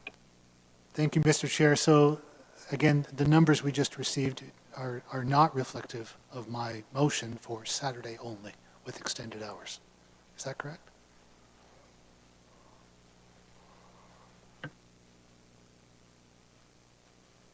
I think finance we can probably rough in the number here based upon total hours of 2 days versus, so on a per hour basis, versus an 8-hour 1 day basis. So I think we can probably just do a quick ratio calculation on that. So to me, we're basically looking at adding 40,000 back in, roughly. And we have a rough estimate that has been provided. Is there any further discussion on the motion? Seeing Councillor Columbus for a second opportunity to speak to the motion. Yes, thank you, Mr. Chair. I just wonder what happens if Saturday falls on a July 1st or a statutory holiday, people have nowhere to get rid of their material. So how do we handle that, Mr. Godby or Melissa? So through the chair to Councillor Columbus, so typically the transfer stations are closed on statutory holidays with the exception of Easter Monday and Remembrance Day. So, you know, if it fell on Christmas or Canada Day, it would be closed. So it would be probably a 2-week period before people could drop off at that transfer station. All right. Just to circle back, Councillor Martin does still have the right to speak to a second time to this motion, as does Councillor Van Passen. Other members have spoken twice to the motion that we're currently debating. Did either of you wish to take me up on that offer to further discuss this motion? Seeing none, we'll then call the question and move to a recorded vote. On the motion, I would like Andy to go ahead and officiate that. Sure. Just to first clarify, the initial motion that was moved and seconded was to be closed on Fridays. Now, I heard Councillor Michele say that his intent now is to have it open for 8 hours only on Saturdays. Is that correct? Yes, Okay. Mr. Clerk, with the added no replacement of the way station for this year. I just wanted to clarify that because it was slightly different than what was moved. Yes, and I'm sorry, I meant to say way scale. And Councillor Michelle, you can just correct me. I believe you said 9 to 4, which would be 7 hours? Yes, that's correct. Oh, sorry. All right, so we will go through the recorded vote. Mayor Chop. No. Councillor Huffman. No. Councillor Martin. Yes. Councillor Michele. Yes. Councillor Van Passen. Yes. Councillor Columbus. No. Councillor Taylor. No. Chair Rabbits. No. Motion The motion fails 3-5. Motion is defeated. So, Council, we've basically just had the same vote on 3 different alternatives. It is my recommendation that we now accept staff's recommendation, as we have exhausted both alternatives that staff have proposed and an alternative that's been proposed by council. We could continue going through this exercise. We've just done the same thing 3 times in a row, and we've arrived at a decision. The South Walsingham Transfer Station will be closed as per staff's recommendation. We're moving on. I would like to have unless there's further questions, let's hear from Councillor Van Passen. I would like to put forth a motion, Mr. Chairman. I would put forth a motion that we accept alternative number 2 as staff have recommended, and when it is defeated, then it remains a status quo and we do nothing with the landfill site. So if I could get a seconder for that motion, then I do believe that would be valid. I will rule on that. You're proposing that we do nothing and leave this transfer station as it's currently operating. Is that correct? I am proposing that we put to a vote alternative 2 as put forth by staff. Let's hear from Mayor Chop. Can we go on with the rest of the budget? We're looking at cutting staff members, people. We're looking at cutting paramedics in a pandemic. Can we move on with the rest of it and come back to the garbage at the end and see where we're at? See how many other things we've added back in that weren't already in there. See what our levy rate is sitting at, and then all come back together as a group and see whether or not that is an additional cost that we're willing to take on. It's nothing now in isolation, but if we add here and we add here and we add here, then we're getting back into a sizable increase for, people that are affected by COVID. So let's just move on, if that would be amenable with Councillor Van Passen, and then come back at the end with all of the things that we're still having issues with, and see how much all these little pieces add up. And perhaps we all might have changed our minds by then. Procedurally for today's meeting, we've been moving along, not moving staff's recommendation, just entertaining alternatives or amendments. Now we are changing and moving staff's recommendation. It is in order that if there's a motion on the floor, that it is seconded and then debated. I think that I would like to fall back on our procedural bylaw and continue in that vein. So this particular topic, we've changed the way that we're discussing this option as opposed to the previous ones that we have just discussed. We have a motion from Councillor Van Passen. Is there a seconder to approve of staff's recommendation? You're assuming it will be defeated. We shall see. Councillor Martin is seconding staff's recommendation. Is there... Staff's recommendations at the end. I thought that was the plan with each of the items. So why would we entertain this one now when we haven't entertained any of the others now? Because procedurally it is in order. It isn't the way that our agenda has been working, but it is within Councillor Van Passen's prerogative to move a motion to support staff's recommendation. We've been going forward with endorsements so far, but for some reason, this particular item we wish to break with the way that we've been treating the previous options. So. Well, let's raise people's taxes even more or cut another paramedic. Well, we'll consider that comment part of your discussion for this particular motion. So we have a mover, we have a seconder endorsing staff's recommendation.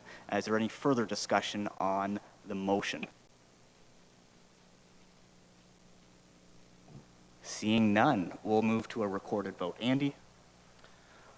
Mayor Chaw, Yes. Councillor Huffman, Yes. Councillor Martin, No.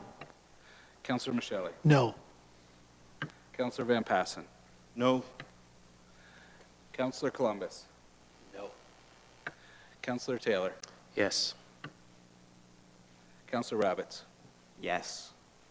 The motion is defeated on a tie.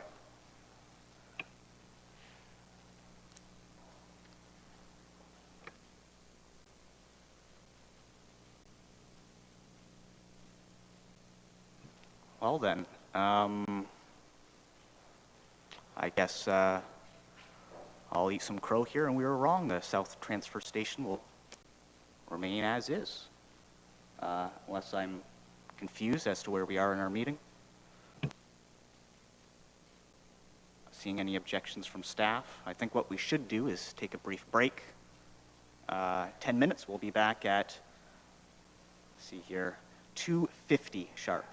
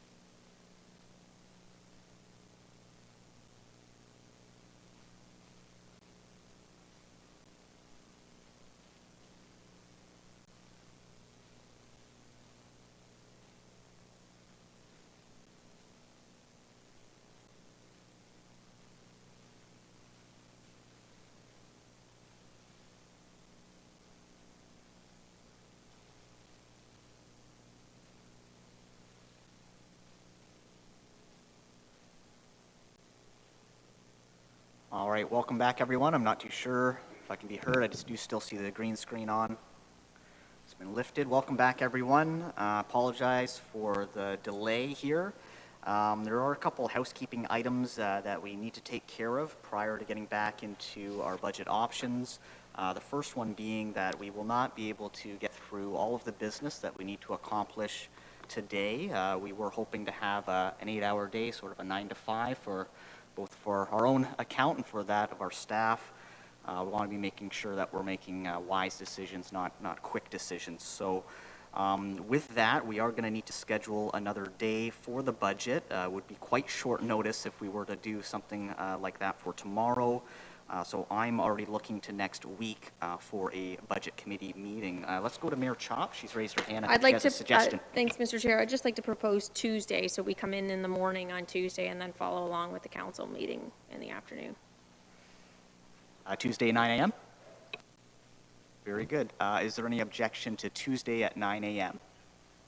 Question? Councilor Taylor? Doing that, would we be able to post the time of the council meeting as immediately following the budget proceedings, so we don't, if we're almost on the budget, we don't have to cut things short to start just procedural mumbo-jumbo kind of stuff there? For example, we'll be going, say, 9 to 3 and planning on, having our CIC at the normal time? Is that what you're asking?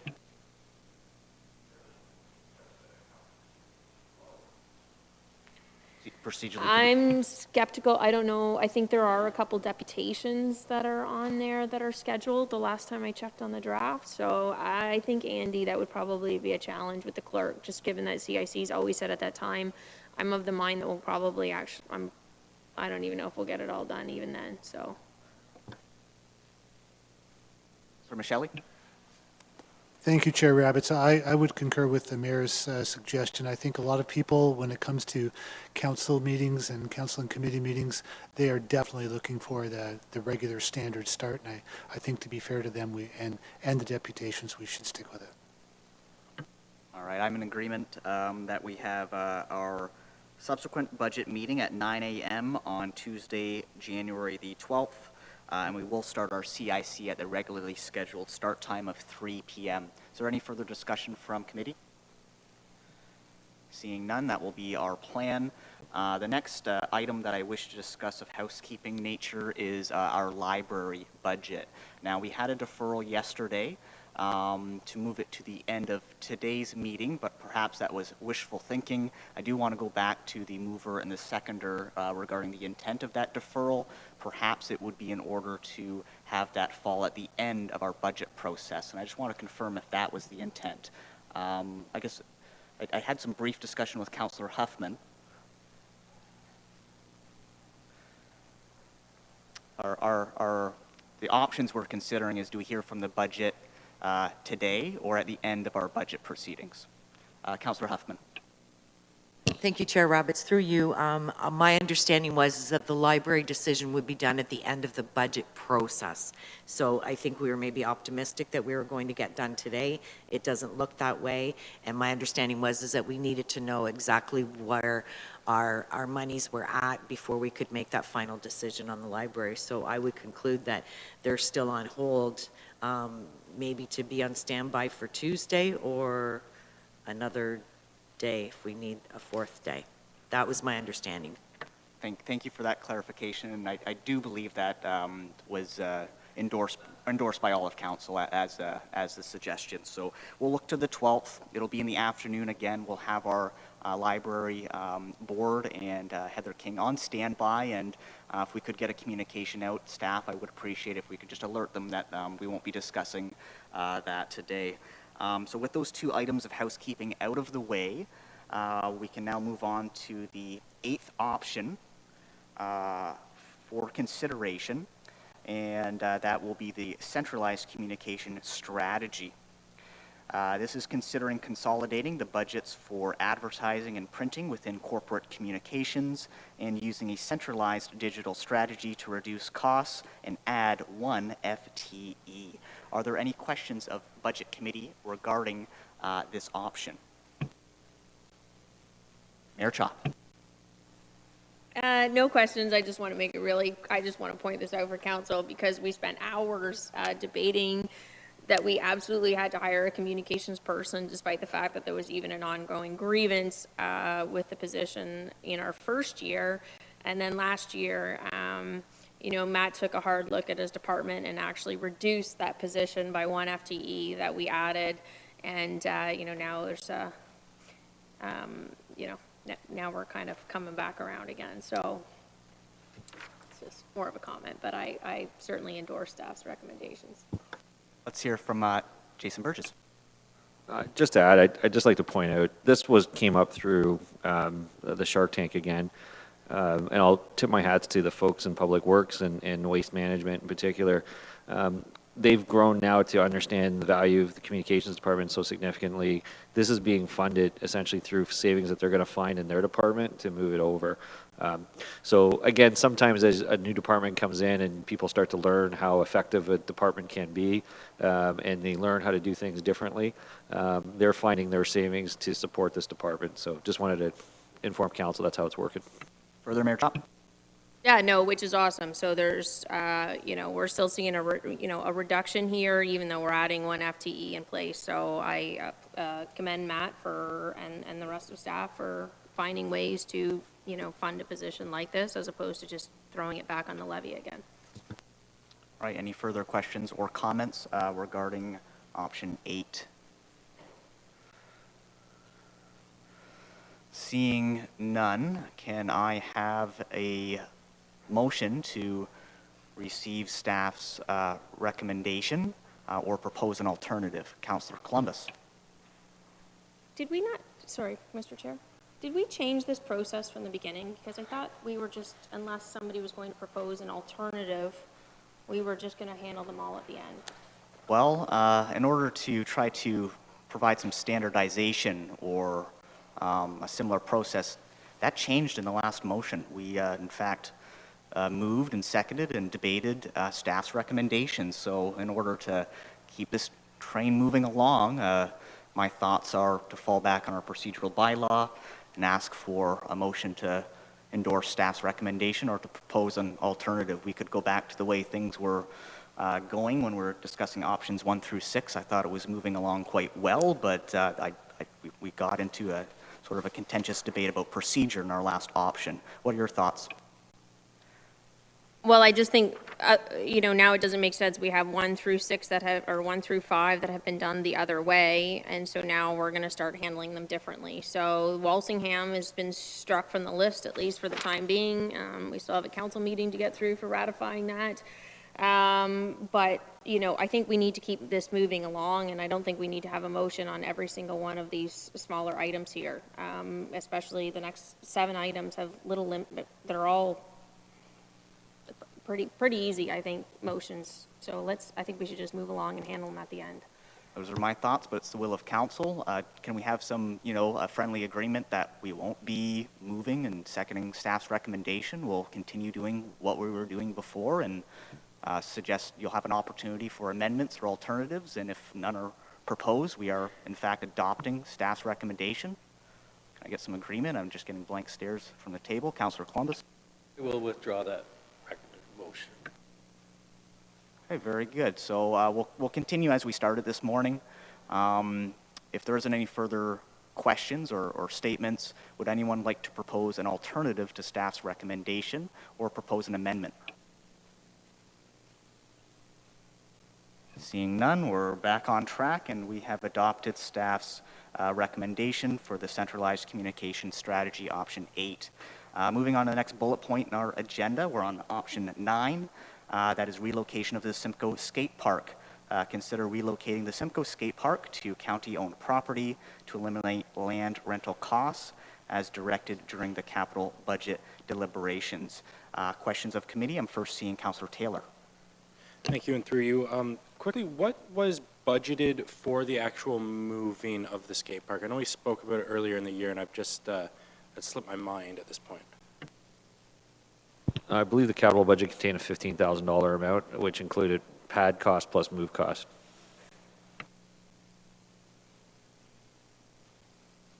Well, this has been discussed for the last 2 months, I believe, and I just wonder if staff have done some preliminary investigation as to locations and what the cost, I see there's a cost mentioned here, but is there a location and some other issues that may have come along with moving that park when it comes to locations and people objecting to it? Community Services? Yep, thank you, Budget Chair. To the councillor, it's only been preliminary. I think staff, looking at Todd Shoemaker and Nikki Sloat here in the room, we're probably down to 3 locations which are obviously owned by Norfolk County. As far as reaching out to any residents, we haven't did that yet, but once we get through this budget process, we will. We know we have to have this completed by the second quarter, and we don't see any reason why we won't be. Chatted with some of our public works folks and a couple contractors on rough costs to dig the footing, I'll call it, or the pad itself. So I think we've got some work done, but we haven't settled on a location yet. And I guess I'm looking at staff, but I kind of figured once we had a location, we should probably get a memo back to council so they know where it is, because we've, as talked about, skate parks can be a tough thing to locate, but I think 3 of the spots we have lend themselves quite well for a skate park. Thank you, Bill. Next, we'll hear from Councillor Martin, followed by Mayor Chop. Thank you, Mr. Chair. I had a similar question surrounding location, and I believe I heard that it was quite an issue to find the original location. I think that there was a lot of community input and concerns about noise and so on. I don't know if that's entirely true, but this one's obviously a no-brainer. Look for the savings, look to move it. But I did wonder if there were any conversations that had occurred with the Ag Society concerning rent, concerning reductions, concerning waiving of that at all. Through the councillor, or through the chair to the councillor. Yeah, there's been preliminary talks with the Ag Society. They were a little taken back that, you know, it was to move. However, we told them as to the plan, it would be there for the first probably 2 quarters of the year, and we would honor the rent to that point, and then we would move. So they have been notified. Further, Councillor Mutton. Mayor Chop. Okay, seeing, Councillor Van Passen. Thank you, Mr. Chairman. It is an opportune time. There's also $30,000 in the capital budget to refurbish that skateboard system. So it'd be the opportune time to move it first and then redo it. So rather than doing it twice. So I think the timing was right. Further questions, statements from Budget Committee? I think I might just add in my own if I may have an opportunity.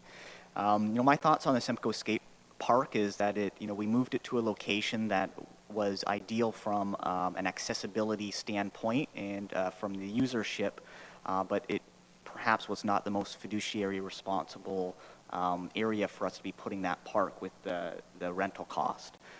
We did make this decision that was supporting our local agricultural society and our fair board, and that was definitely on the positive side of that balance sheet. What created this change from my perspective was that it was not in an ideal location. It came from Talbot Gardens parking lot. And from my perspective, that was not an ideal location for the skate park. There were some cons that came with it. And our community members made those abundantly clear to the council of the day. And I think I just want to ask staff, you're suggesting 3 locations. I don't know if they've been named specifically, but it is my hopes, it is this councillor's hopes that we're not considering moving it back to Talbot Gardens, the parking lot there. And I was hoping to have a comment on that from staff. Thank you. To the budget chair. Talbot, it was not in, it was talked about, but from the history of just what you have said, Councillor Rabb, it's not on the drawing board right now. I think we'll have to move forward after this with getting some feelings or having some dialogue with the local neighborhood where we're going. And I'm hoping we don't have to come back to council and this doesn't get to be a bigger thing than it has to. But yeah, we would probably we would go where it makes more sense and where there's less, I can't even think of my terms here, less offense for going there. We're looking for the couple spots we have, we think will fit very well. Not a lot of residential folks around, so we'll definitely keep council in touch as we move forward. Thanks for that update, Bill. With that, there's no further questions of committee. Seeing none, does anyone wish to propose an alternative or an amendment to staff's recommendation? Seeing none, it will be considered adopted. Staff's recommendation will move on to our next agenda item. We're now on option 10. This is pilot projects. And I think before I introduce a topic, I should see if A and B are in fact connected here. Just bear with me. We're on page 2-57.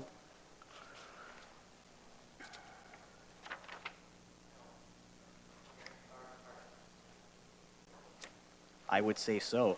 So thank you for that. Yeah, those are very distinct options. We'll first consider option 10A, phone repair costs pilot project. Do we have any questions on the matter from Budget Committee? Councillor Micheli. Thank you, Mr. Chair. I'm just wondering if the repair costs, is there some provision in different cell phone providers' packages that perhaps another competitor might offer some kind of discount or rebate on actual repair, so we don't have to go this route? And I'm just asking because I don't know that. Thank you. Through the chair, this is kind of a new pilot project to us. That's why it's a pilot project. I think we would look for the best vendor to do that repair. It could be part of where we purchase the actual device itself.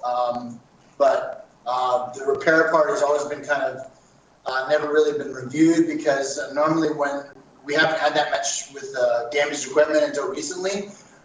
And we've kind of proposing that we start looking at it. Plus, repair was kind of new. You could have things being fixed and that they're still not fixed. So because we're more into cell phones and that hardware is kind of grown a little bit, there's more experience in it. There's a lot more ability to get things fixed or changed versus buying new. So again, this is really a pilot project on our side, hoping that we can find some savings. Thank you, Brent. Chop. Okay, Brent, just a couple questions. I'm wondering if we could even increase this number from 5,000 actually. So I've taken an interest in the phone situation at Norfolk since the beginning. And so the piece with the repair, maybe council doesn't know, we've never replaced screens. So if somebody cracks the screen, it's an automatic, you get a new phone. And you get the latest phone, whatever phone you want. Or if, you say, well, my battery's starting not to hold, you get a new phone. So one of the thoughts in some other companies, what they do is, in addition to the bring your own device, which I think is a really great program that Brent has started, is to also look at having, everybody is entitled to a basic device. And if you want the latest, so an iPhone 7, if you want the latest and greatest that's over and above that cost becomes your responsibility. So some initial cost estimates that I've seen, Brent, you could correct me if I'm wrong, but I think the county currently is paying around $500 a phone.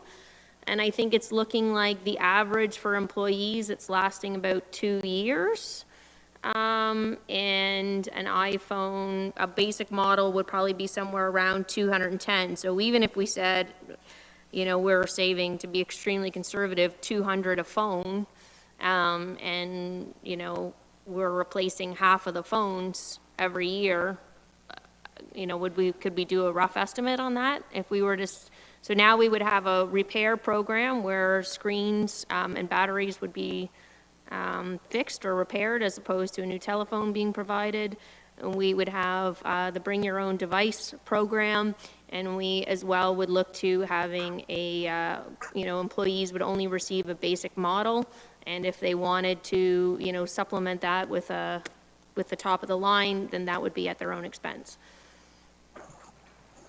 Through the chair, we are considering that as well, having a standardized phone that we provide as a lower end model. This is more recent to us as well, because the trend was there really was only one iPhone model at one time. There would be only one iPhone 7.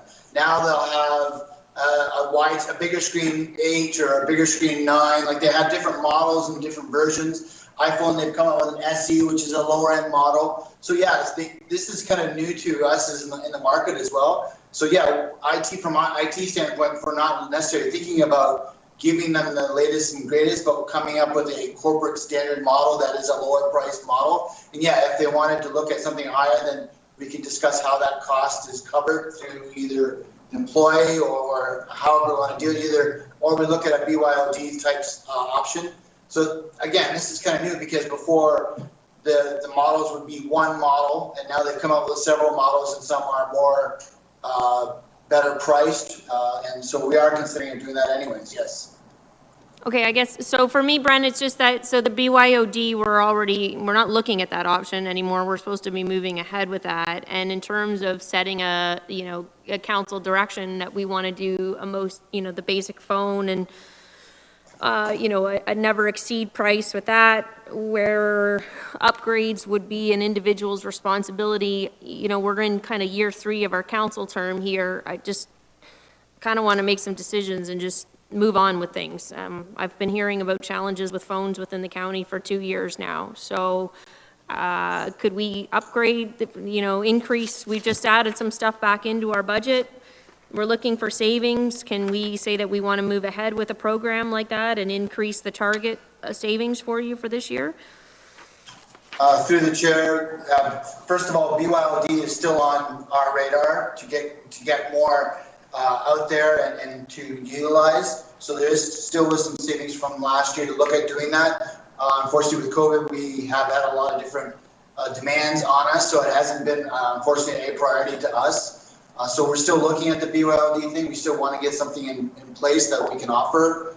And also, yes, we could look at, if you want to look at some type of standardized device so we can reduce the cost. So I guess we could look at additional savings of that. I'd have to go back and calculate what that would be. I don't know that off the top of my head, but yes, we could look at definitely adding that to the budget as well. So Jason, for, let's say if we did another $5,000 savings to set a target for IT to achieve this year, so a $10,000 savings, which if we just adding in an additional 5,000, if we're saving, conservatively 200 a phone, that's only 25 phones. I'm sure we're replacing more than 25 phones when we have something like 400 of them out there in a year. So could we not just increase that to 10,000? I understand it's going to take a few months to IT to get a program in place, but they've got a challenge to rise up to. Yeah, I'm fine with that. We can add that. We would just add additional information in the option just to keep it up. We would call it phone repair, standardization, and BYOD policies. So my hope, Brent, is we're going to far surpass the 10,000 in savings and that, just with the rough calculations that I'm done. But we'll set 10,000 as an easy target savings since we're into January already, and I realize it'll take a few months to roll it out. But hopefully between BYOD, repair your own device, and standardized phones from this point forward, we'll be able to achieve that pretty easily. So, Mr. Chair, I'd like to move that motion that will increase that savings target from 5,000 to 10,000 for IT. Understood. Do we have a seconder for that motion? Councillor Van Passen. Is there discussion on the motion? Seeing none, does anyone wish to have a recorded vote? Seeing none, I will call the question. All those in favor? Unanimously approved. We'll now move on to 10B, pilot projects. Consider redirecting the budget from the ash tree replacement program and replace with an extended zone maintenance program. Are there any questions of Budget Committee regarding this item?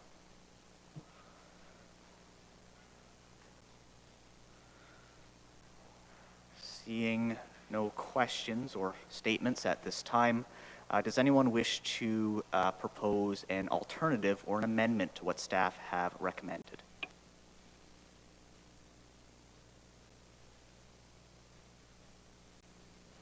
Seeing no amendments or alternatives, we will consider staff's recommendation for 10B approved, and we will continue on in our agenda. Okay, we're now on option 11, property reminder notice reductions. We will consider reducing the mailing frequency of overdue tax reminder notices to reduce postage costs and to create operational efficiencies. We're on page 2-61 of our agenda. Are there any questions of Budget Committee? Seeing Councillor Martin. Thank you, Mr. Chair. Through you to staff, forgive me if this is well known. Someone asked me if this could be done or is done with more of an emphasis on electronic notifications, and I didn't have an answer for them. Through the chair to Councillor Martin, we are looking and we are working on digitalization of the actual billings that we do send out related to taxes. What we're talking about here are actually reminder notices for outstanding taxes. And so what we will do, we will look into that. We're not sure if the system can provide that, but that's definitely a good suggestion. So when we do have more information, we'll get back to you. These are actually the reminder notices and not the actual billings. Understood. Thank you for that information. Is there any further questions of Budget Committee? Seeing none, does a member wish to propose an alternative to staff's recommendation or propose an amendment? Seeing no hands, we'll consider staff's recommendation as adopted, and we'll move forward to the next agenda item. We are now on option 12, centralized office furniture sourcing. We'll be considering reducing the costs associated with the delivery and setup of office furniture by centralizing purchases to coordinate deliveries. We're on page 2-62 of our agenda. Are there any questions of Budget Committee regarding this item? And Councillor Columbus. Thank you, Mr. Chair. Perhaps this is to the CAO. With the implementation of Project Domus, are we acquiring a great deal of office furniture? And do you have the amount? Through the chair, we did provide the breakdown of what the furniture costs. There's not a lot of furniture being acquired specifically for Domus. We're recycling as much as we can. But every year, this corporation buys furniture. And what we've experienced is because it's not done in an organized fashion, we have somebody over in Gab buy something, someone over in Delhi buy something. We're paying delivery charges for each one, and we're not necessarily buying on a consistent basis. So the intent of this is that departments will no longer have the ability to buy without centralized authorization on approved purchases. So that's why the savings isn't that much. It's only a few $1,000s is what we're planning on savings. There's also a lot of the cost we incur is actually moving furniture around. That's the other thing when sometimes when we're buying furniture, it's because we're doing moves, and the move cost has climbed significantly for the organization. So we're trying to centralize all the moves also. But Domus, we can recirculate that. I know we sent out information on that one. Furniture was a specific line, and we can get that information back for you. Mr. Chair, sounds like a good plan going forward. Thanks. And then all the Oh, do we want to hear from further from staff, additional information? Hi, Chair Rabbits. This is Catherine speaking. I do have the details in front of me. We had $400,000 within our $745,000 project for Project Domus. That was related to construction, moving, and other purchases such as furniture, anything we needed for surveillance cameras, storage lockers, collaboration space equipment, etc. So as Mr. Burgess said, a very small part of that project would be for furniture for the spaces. Thank you for that additional information. Next, we'll hear from Councillor Martin. Thank you, Mr. Chair. While we're on the topic of Project Domus, I wonder if we can just have, unrelated to budget, but some kind of verbal update provided to council. I've had some discussions as of late, and I know there's always some resistance and hiccups to change and implementation of new ways of doing things, and that's human nature, but I've had some conversations where there's maybe some inconsistencies with the amount of feedback staff are able to provide on the transition. It's not rejection of the program by any means, but wanting to maybe be a part of the conversation a little bit more and finding those efficiencies. And so I had no information to share with them to a couple of the questions. I wonder if, Mr. Burgess, you'd be able to just provide us with an update as to where Project Domus is at, when it's expected to be done, has renovations started? I do recall the email with some of these fees, but I think that would be helpful when chatting with staff about some of their concerns. If that's at all possible, that would be appreciated. Sure, I'll look to, there's actually an internally dedicated website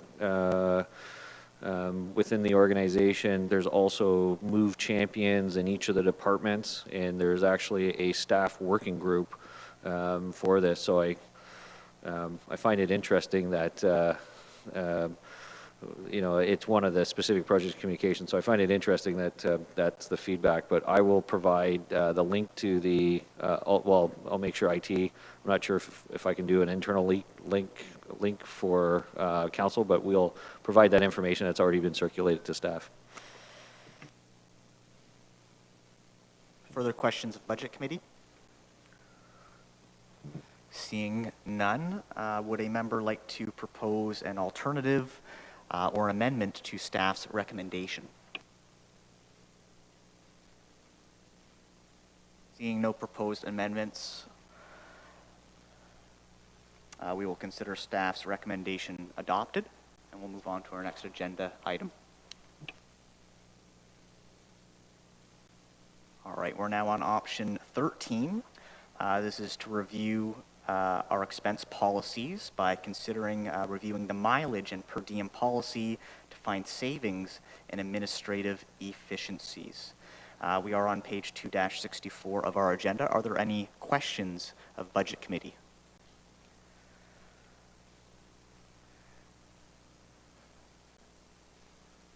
Okay, seeing no questions at this time.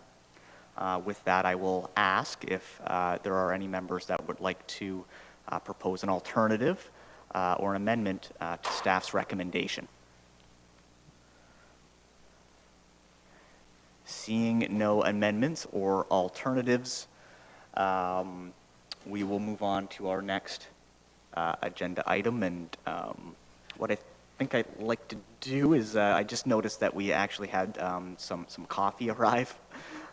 For those of you that may have ordered one, it is back in the kitchen there, and I think how about we just have like a really quick break just to grab that. I'm talking 5 minutes here, and we'll resume.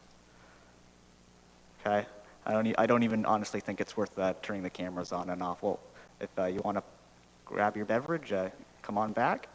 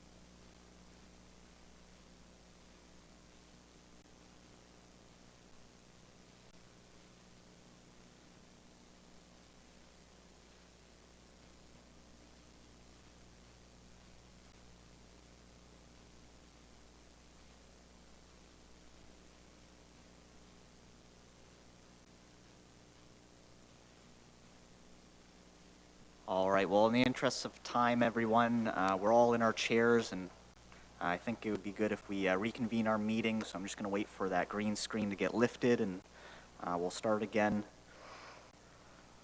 And we are back. So, again, we're on option 13. This is a review of expense policies.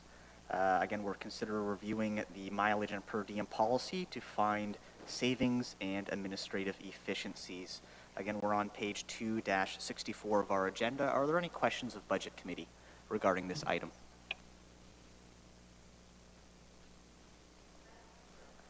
Yep, 13, review of expense policies, page 2-64. Again, are there any questions of Budget Committee? Seeing no questions at this time, I will ask if there are any members that would like to move an alternative or propose an amendment to staff's recommendation. Seeing no amendments or alternatives, we will consider staff's recommendation as adopted and we'll move on in our agenda. We are now on option 14, which is reduced street sweeping. Consider reducing the frequency of street sweeping in urban areas. We're on page 2-66 of our agenda. Question by Councillor Martin. Thank you, Mr. Chair. I am in support of this. I just have a question concerning frequency of beach town communities. The sand builds up considerably, and then business owners end up having to actually go out and shovel it. So I know it's still going to occur. It's just a bit of a change and a service reduction. I wondered if there was, some information on how much, with what less frequency they'd be going out or something along those lines.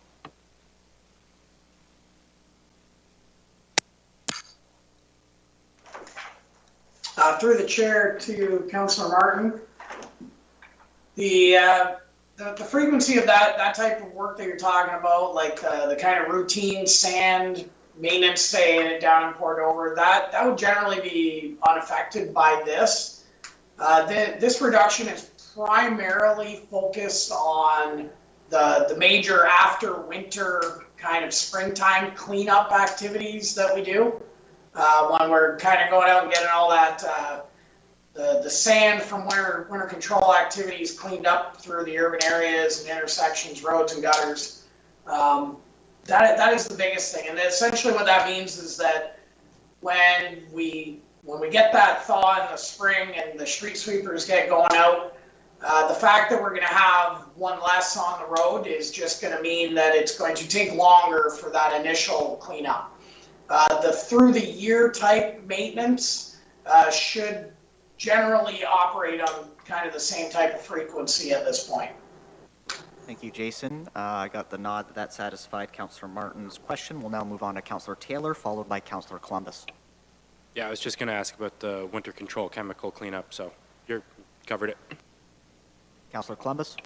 So Jason, traditionally in 2020, we own one unit, which is operated by our staff, and then we have rented two, but we're going down to only renting one. Is that the idea? Through the chair to Councillor Columbus. So Norfolk County owns two different street sweeping machines, and those are used by our staff, and those are the ones that you'll typically see throughout the course of the year. In 2019 and years prior, we actually had contracted services where we would put out a tender for a company to come in and assist with some of that large spring cleanup. In 2020, that contractor pulled the plug on us and walked away from their contract. As a result, we went out and got some rental units. So with that, we rented the unit and put a staff member in it. It actually worked out quite well, and we got some budgetary savings over doing the contracted route. For this year, what we're proposing is renting one unit, typically in the spring, and putting one of our staff members in it to help with that spring cleanup. Great, thanks. Further questions of Budget Committee? Seeing no further questions at this time, I would ask that if any member has an alternative to staff's recommendation or an amendment, that they table that now. Seeing none, we'll consider a staff's recommendation as adopted, and we'll continue moving forward in our agenda. We're now on option 15, Ontario Works Service Adjustments. Consider modifying program delivery in response to the transfer of the Employment Services Program to the Ministry of Training, Colleges, and Universities, which resulted in funding reductions to the Ontario Works Program. Questions of Budget Committee?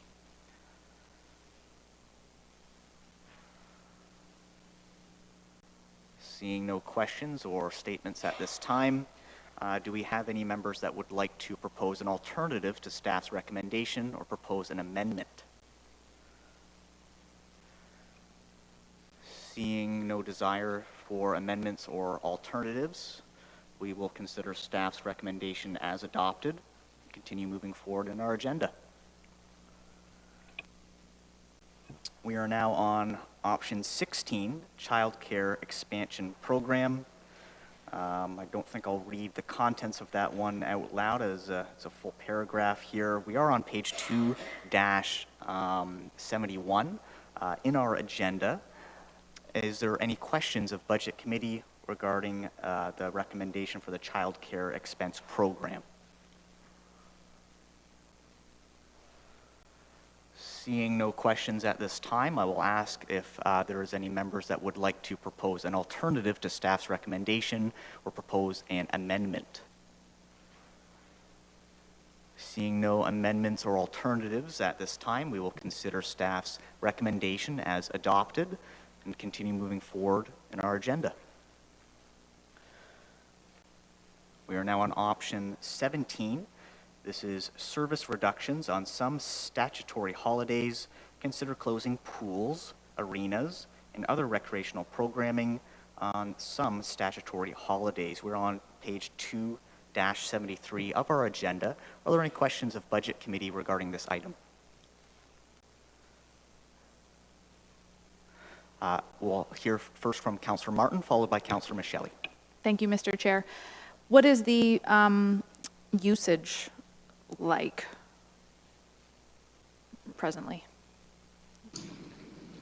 Through you, Budget Chair Rabbits, to Councillor Martin, usage on stat holidays is actually very minimal. There isn't a whole lot of rentals. We do have a little bit of programming, but that is about it. So we wouldn't really be losing a lot on the revenue side. And next we'll hear from Councillor Micheli. Thank you, Mr. Chair. Councillor Martin asked this exact same question I was going to ask. Thank you. Very good. Further questions of Budget Committee? Seeing none at this time, I'll ask if there are any alternatives or amendments to staff's proposed recommendation. Let's circle back for a question, I believe, by Councillor Taylor. That written down on a different sheet of paper there. With this being implemented Victoria Day, are we anticipating in 2022 not being open on Family Day? Or are we going to continue to be open Family Day? Through you, Councillor Rabbit, or Chair Rabbits, Family Day is the one exception to this. We have requested that we continue to open for Family Day. Thank you. Councillor Micheli. Thank you, Mr. Chair. And I just wanted to comment that what I also like about this proposal, in addition to the financial savings, it allows so many of our staff to spend time with their families on those holidays. Very good point. Thank you for that, Councillor Micheli. Is there any further questions or comments regarding option number 17? Seeing none, are there any alternatives or amendments that a member wishes to propose? Seeing none, we will consider option 17 as adopted, and we'll continue moving on in our agenda. We are now on option 18, temporary reduction of museum operating hours. We do have two bullet points here, an A and a B.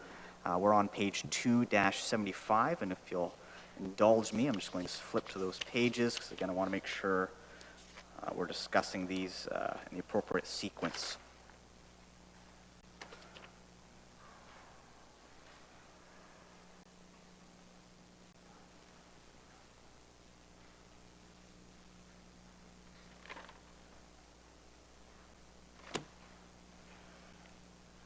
All right, I'll read 18A as presented in our agenda. It's considering redeploying staff to assist with the museum's study and strategy by rotating operating hours at museums.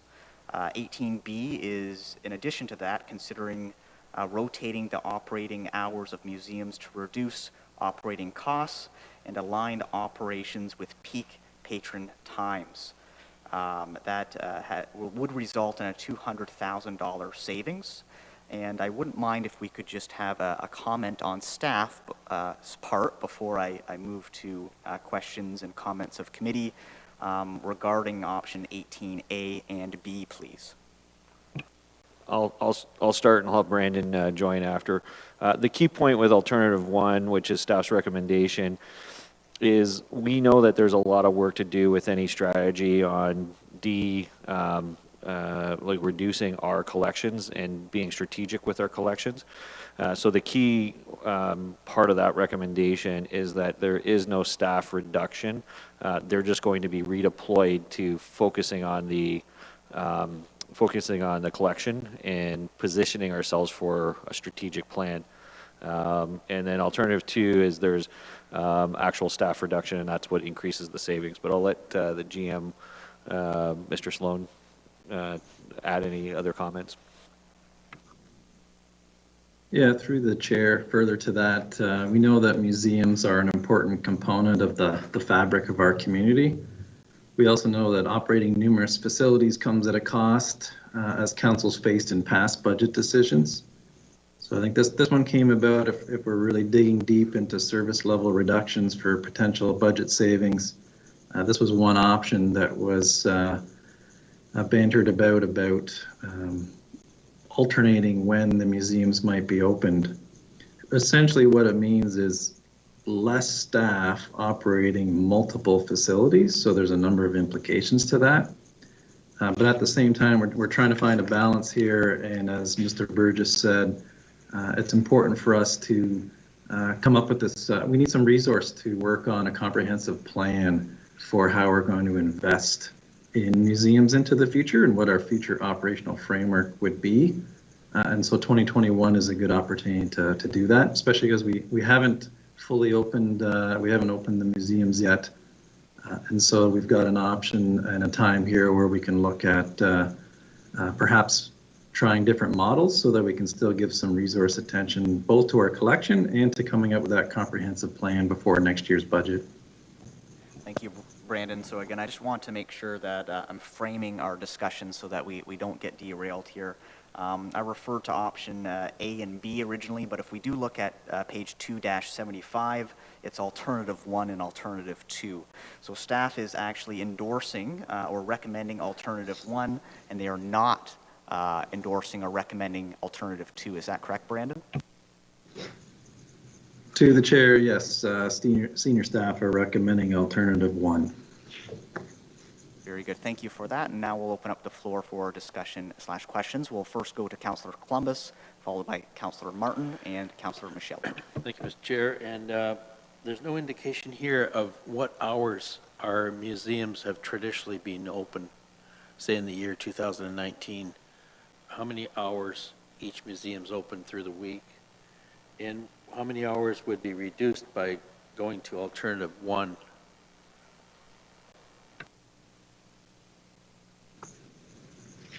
Through the chair, and I can look to any other colleagues that may be on the line that can provide more detailed information. I think what we're looking at is looking at different options. We don't have it nailed down, to be honest, of exactly the approach, whether it would be that certain museums are only open certain days of the week. For example, And Waterford is 1 day of the week or 2 days of the week, and then we move to a different museum a different day of the week. Or it might be done weekly or monthly, or aligning it a little bit more if we can. And this is subject to some of our collective agreement things as to when the actual desired times are for patronage. I don't know if there's anyone else that can supplement that answer. It's Melissa Calder, through the board chair to the committee. Traditionally, the sites have been open 32 hours a week. That includes weekend hours for each site. Thank you, Melissa. Further, Councillor Columbus? Well, if we close them much more than that, we're just warehousing the goods that are inside the museum. And is there any other alternative that you've explored? Using volunteers, for example, to keep the doors open without any staff being there, maybe? Through the board chair to committee, we used to use volunteers back in the day, like probably 15 years ago, to keep open on, say, weekends. But because of liability issues and insurance issues and the risks surrounding that, we had to eliminate that practice. Through the chair too, there would be for union, our union collective agreements, they do not allow the use of volunteers for collectively bargained work. So that's the other challenge that we have. Thank you. Next, we'll hear from Councillor Martin. Thank you, Mr. Chair. For me, I agree with Councillor Columbus. I don't have enough information about, again, service levels being impacted. I don't have a schedule in front of me. I don't know what that's going to manifest and look like. Is, the Port Dover Museum going to be closed 4 days of the week? I'm hearing that would probably be ironed out at a later date and brought back, or maybe not brought back, but I can't commit to any of this right now without knowing what the service level impact is actually going to look like in each of our communities. And my fear is that if we chip away at the operating hours, it's easier to close later on down the road. So without a plan, knowing a direction that we're going with all of these facilities and all of the communities, I can't get behind this. It's too unknown for me. And I was additionally going to ask about the redeployment. So is it fair to say that a lot of museum staff have been laid off during COVID, or were they redeployed elsewhere, or a mixture of both? Through the chair, I'll start. I'll do the last question first. So redeployment, yes, there's still museum staff redeployed. One of the, I believe it's the archivist, is doing inventory control. I believe there's another museum person redeployed. Ms. Anderson could confirm those details. And there was some museum staff temporarily undertaking the one-window training, but those positions have now been fully posted, and that's working through the system. Going back to the first question, staff's recommendation is to move 2 staff. So each museum essentially operates with 2 staff. A staff complement of 2, a curator and an assistant curator. So the intent is to take 2 staff, which is essentially 1 museum, and redeploy them to start to do the work to be able to make sure we can hit the ground running with whatever strategy that is going to be developed during that, after we've developed the go-forward strategy for museums. So the intent is for staff to take a look at, if we're moving down 1 museum, what are the best days and how do you rearrange that workload? And the intent is to keep all the museums open at some level, but try to maximize the impact to the community. At the end of the day, if we don't redeploy any staff, we're going to end up doing a study, not being ready to execute the study, and continually going through cash. So I would say that actually, if you don't start to plan for the future, you're actually probably more exposed next year to make a more significant cut. Because if you remember this budget, we still need to make up $7 million worth of cuts over the next 2 years. So part of this is to get us ready in a position on museums so that we're not making a more rash decision, but to do it in a more rational way. So to do the planning today, so that it's not a rushed or I was going to use a different term, it's late in the day, half-baked process next year on the museums. So that is the intent. So I believe it actually works opposite to, that's not the intent that staff has, it's actually the opposite intent, to put the resources in on a good plan, get us ready so that we can move forward with a new model going forward for museums. Yeah, I'm not objecting that this isn't a suitable plan. I'm saying that I don't know that this is the suitable plan because I can't see how it's going to manifest on a service level in each community. That's my concern. This might be the best option, but it's a whole lot of leap of faith that you'd have to take here to ensure that each museum was still providing services in each one of our communities with the information that's available on this paper. I don't know that. So building on the redeployment aspect, I was wondering if those staff are in critical positions. Can they not just be pulled back from a redeployment and then instead of focusing their attention on wherever they're redeployed to start to focus their attention on strategizing the new operation? And procedurally, I'll leave it there for the moment. Well, the assumption of the staff being pulled away is under the assumption that the museums are open. Like, at the end of the day, COVID takes priority, so no museums are open. Like, you know, we're going to open up one museum shortly. The other museums are still closed. So the intent is that will always remain the priority.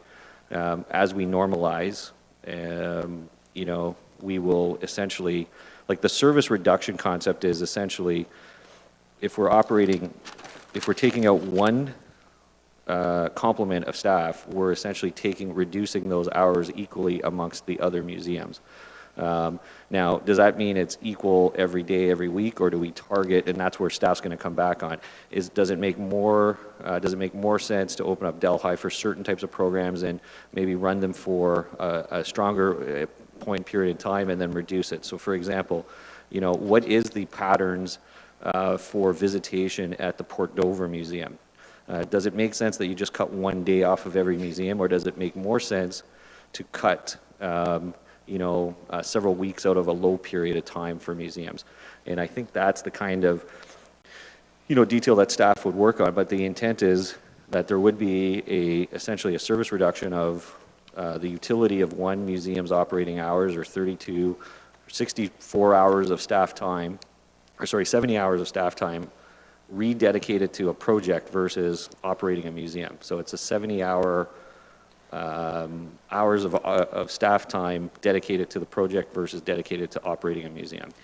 Okay, so given that I'm uncomfortable with, again, the lack of service level, being an unknown right now, not that I'm uncomfortable with what it's going to be, are we able to then, if it's the wish of council, of committee, to adopt this today, but before it's ratified, have some type of information in front of us of what a, you know, commitment to a minimum service level could be in each community?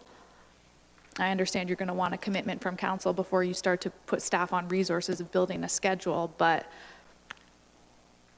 the commitment is that they would be operated on a pro rata basis, so it's the same number of hours, just reduced.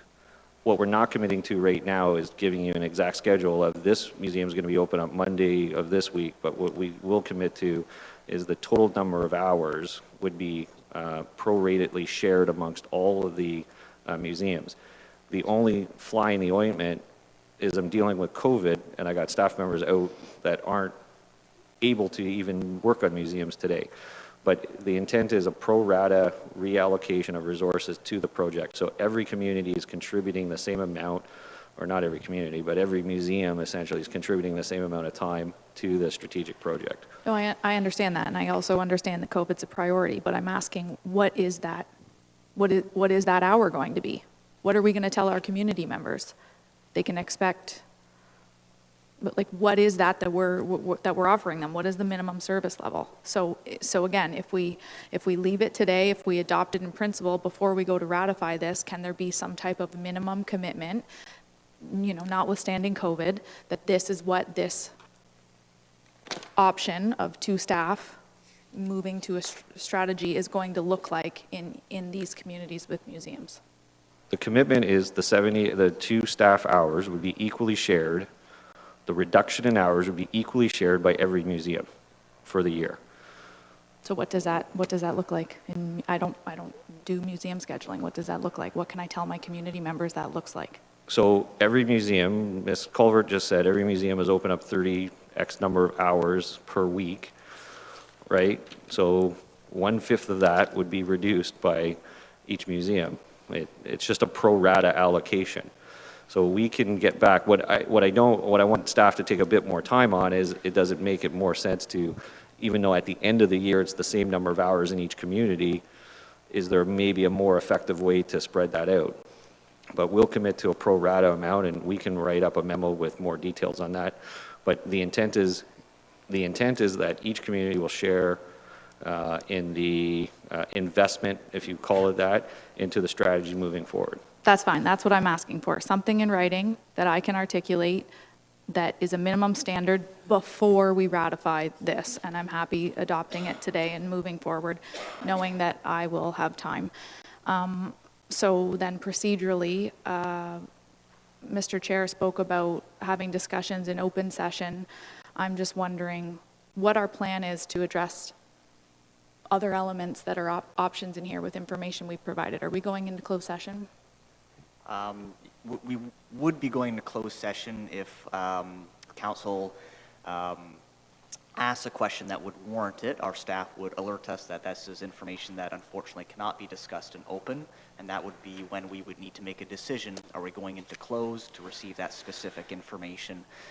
The purpose of this process is, with this budget, is we're trying to discuss as much as we possibly can in open session, and we're really reserving going into closed to ask specific questions about, for example, identifiable individuals with staff level reductions being considered, and our staff are trained and professional, and they'll know when we're starting to dip our toes in those waters that would warrant us going into closed under the Municipal Act. And so we haven't gotten there quite yet, but staff definitely wouldn't be commenting or releasing information that would violate that trust. So I don't think we've gotten to that point yet.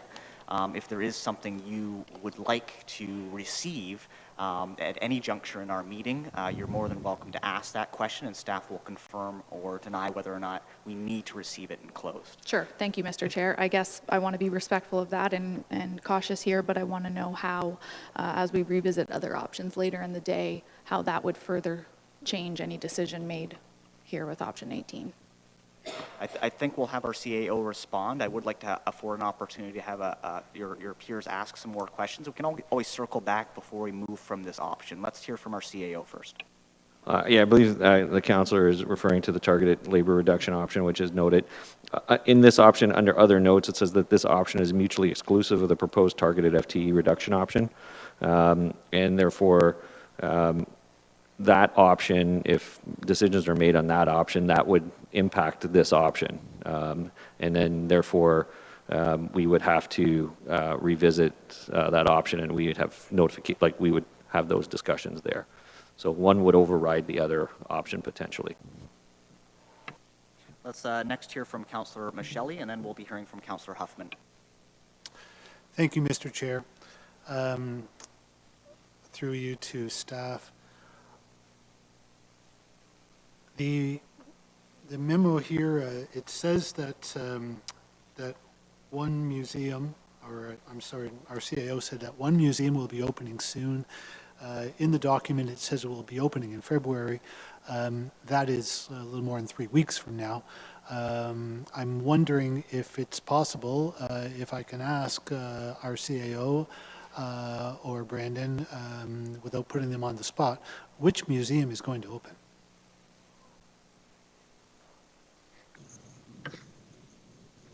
Sure, maybe through the chair, I can take a shot at that one.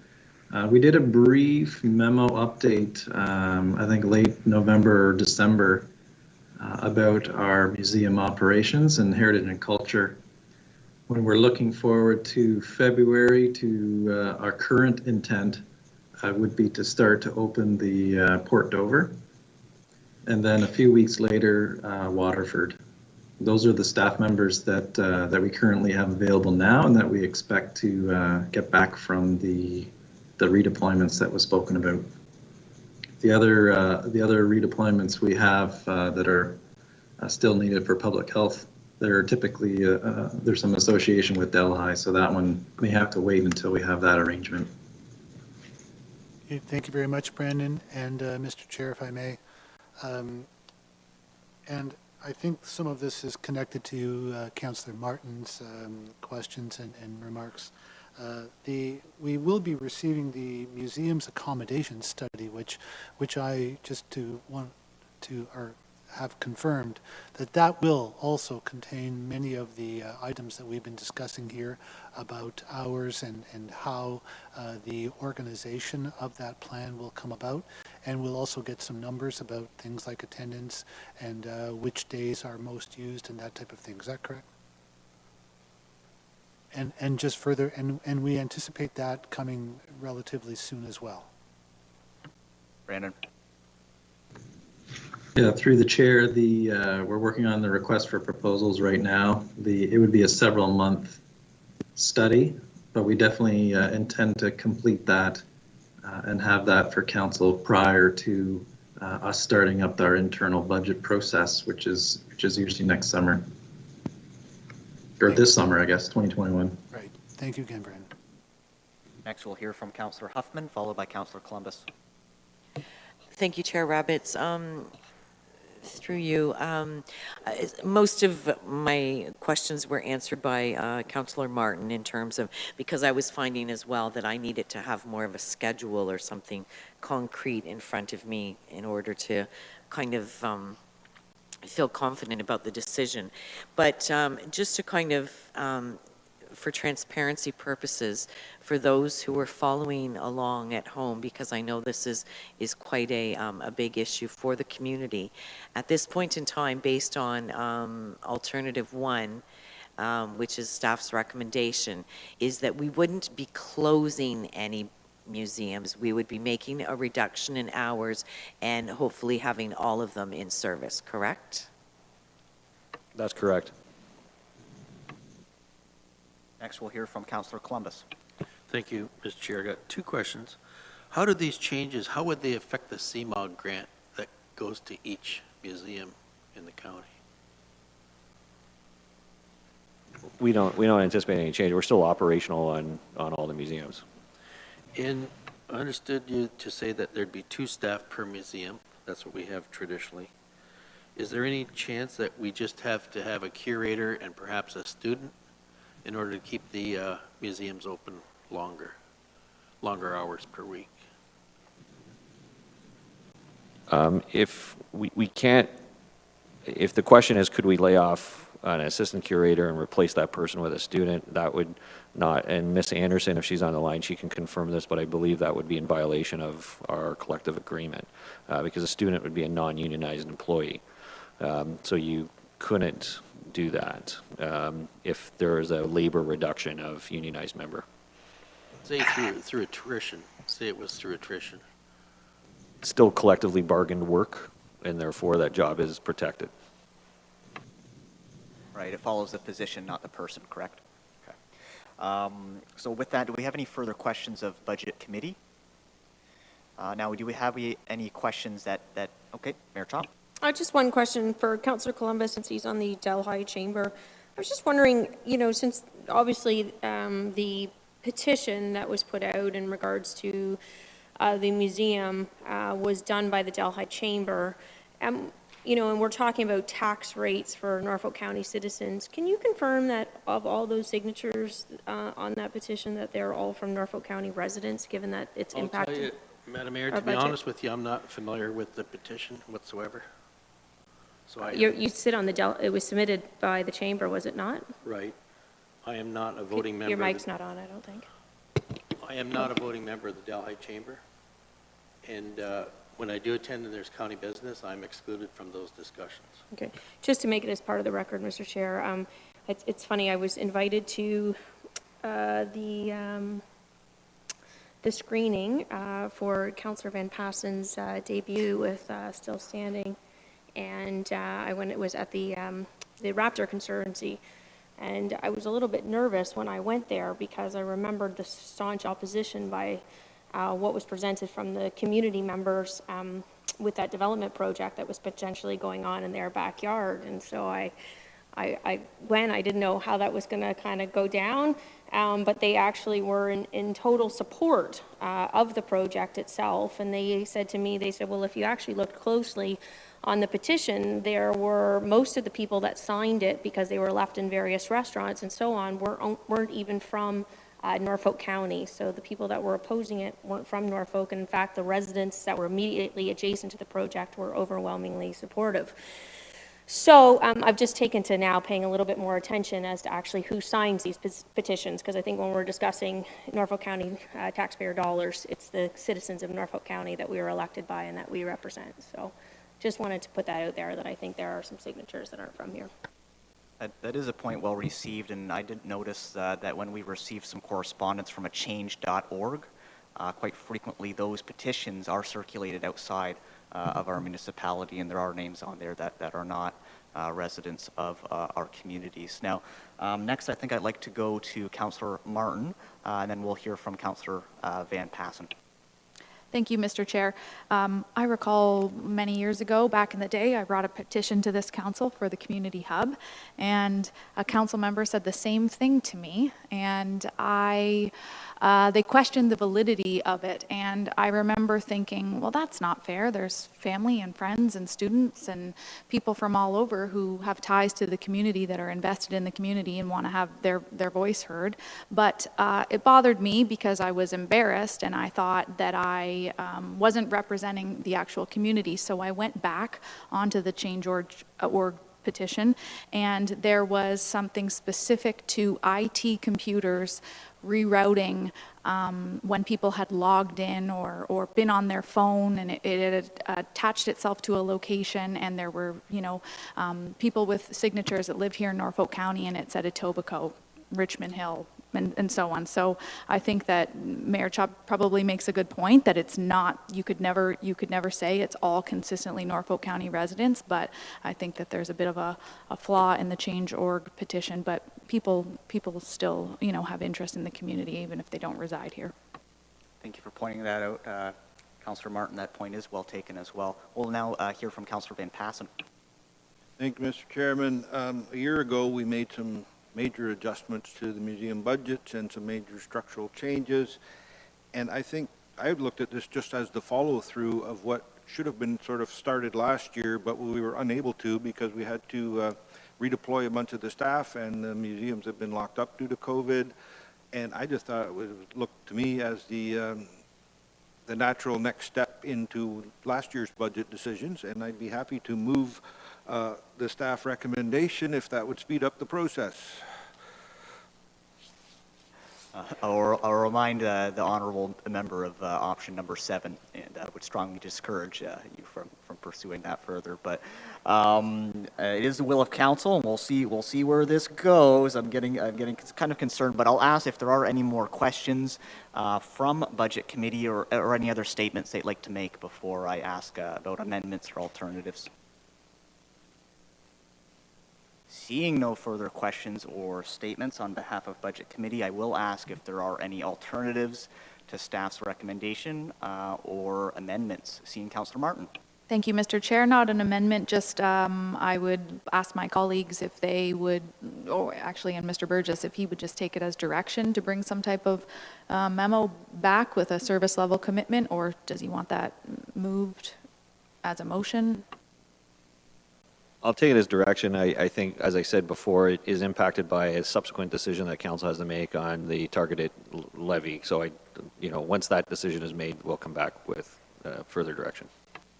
I'm hearing the intent. I think it would be nice for us to have something that's shareable perhaps a fact sheet. I think that's really what we're alluding to, so that we have something, you know, a little bit more concrete to share with our constituents, and that's absolutely in order.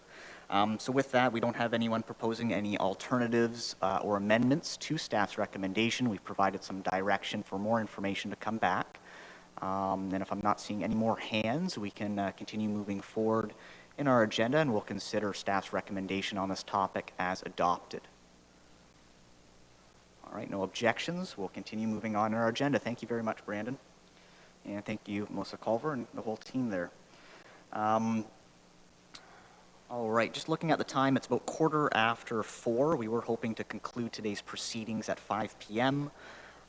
It is my intention not to interrupt one of the discussions on the options, so you know we might not end at 5 p.m. on the button, and I'll likely ask if someone would like to recess. You know, once we've, I'll use my judgment to make sure that we're not going too far beyond that hour. So we're now on option 19, and this is an option considering to reduce the annual transfer to the Council Strategic Initiative Reserve. Consider reducing the contribution to the reserve from $1 million to $750,000. Seeing Councillor Van Passen would like to comment or ask a question. Thank you, Mr. Chairman. We set this up 2 years ago as if something goes wrong that we had a little cushion to fall back on, and every year we've needed to fall back on it. But there is $718,636 in there. I don't believe this is a type of reserve that you need to build gradually over time. I would be quite content with the $1 million is always there. So I would offer an amended to the staff recommendation, and that we reduce this year's contribution to $281,364, so that we're starting the new year at $1 million again, rather than just reducing it by the $250,000. Kevin, did you capture that amendment? Sorry, Councillor Van Passen, could you repeat the number again? You better get finance staff to check, but it's 281,364. When you add that to the 718,636, if my math is correct, you come back out to $1 million.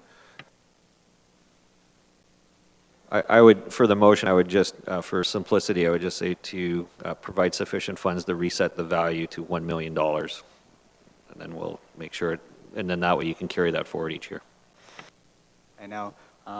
Procedurally, the only problem when we're you know when I ask for if there's any questions or comments and we move right forward to a motion, doesn't allow your peers to ask any questions or provide any commentary. Now we could proceed, or if you're comfortable, we could circle back to you for a seconder once we've afforded an opportunity for comments and questions. What is your preference? You are the mover of this motion. I always thought debate sort of constitutes as giving comments, does it not? So.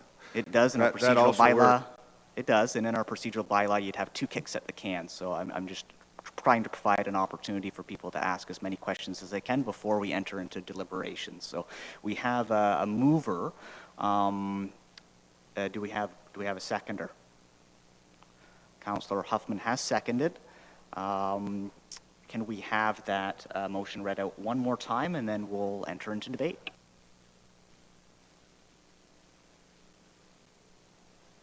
I don't have it in full here for a sec, but okay.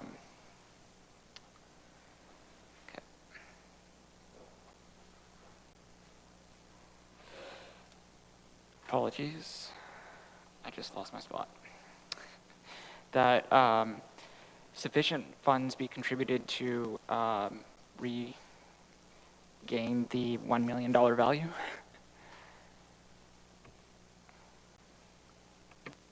Is that correct, Councillor Van Passen? That sufficient funds be placed in the Council Initiative Reserve to regain the $1 million balance at the beginning of the year. We'll be patient with our staff. Want to make sure we get it right. Want to hear it from Kevin's mouth.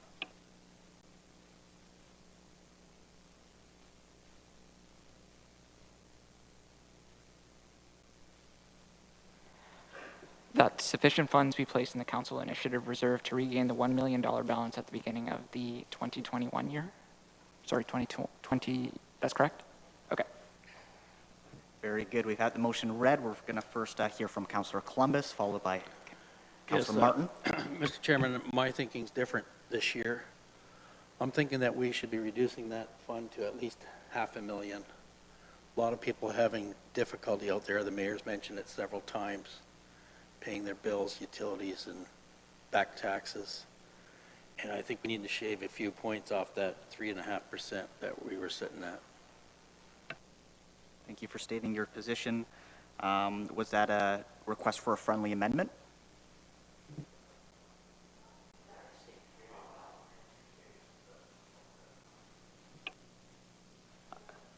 Can I get confirmation, sorry, from our CAO? Sorry, through the chair. It depends on how Councillor Columbus is stating it. If he is stating to reduce the continuation of the fund to $500,000, so therefore we're at $700,000 now, actually take a couple $100,000 off of that fund and further reduce the levy, or if he's stating, so that would actually be more than what Councillor Van Passen is saying. If he's stating to just move the funding to only fund it by $500,000, which means that you would have a fund of $1.2 million going into the year, it would actually it would not save as much money as Councillor Van Passen's suggestion, because Councillor Van Passen is essentially just saying put in a couple $100,000 to get the fund back up to $1 million, and therefore you would be significantly reducing the tax levy this year. I'm saying to maintain the fund at $500,000 rather than $1 million, which would be even better yet. And then we'd shave, I don't know what the percentage would be, but there'd be a lot more than what Councillor Van Passen's even suggesting. Yep, you would be down to you would be saving essentially $700,000. You'd be taking a couple of the excess of the fund that's in there now down to $500,000, and you would be redeploying that to some other use. But that redeployment is, just to be clear, it's a one-time funding savings. It's not a sustainable savings at that point in time. Correct. All right.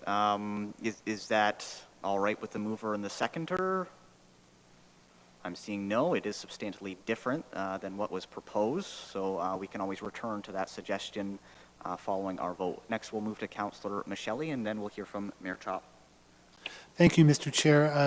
I'm wondering if, as a friendly amendment, perhaps, just to consider if the mover will consider this part, if we were to not put any monies this year into that council initiative reserve fund at all and leave it at the $718,000, that would, I think, be even better for the taxpayer.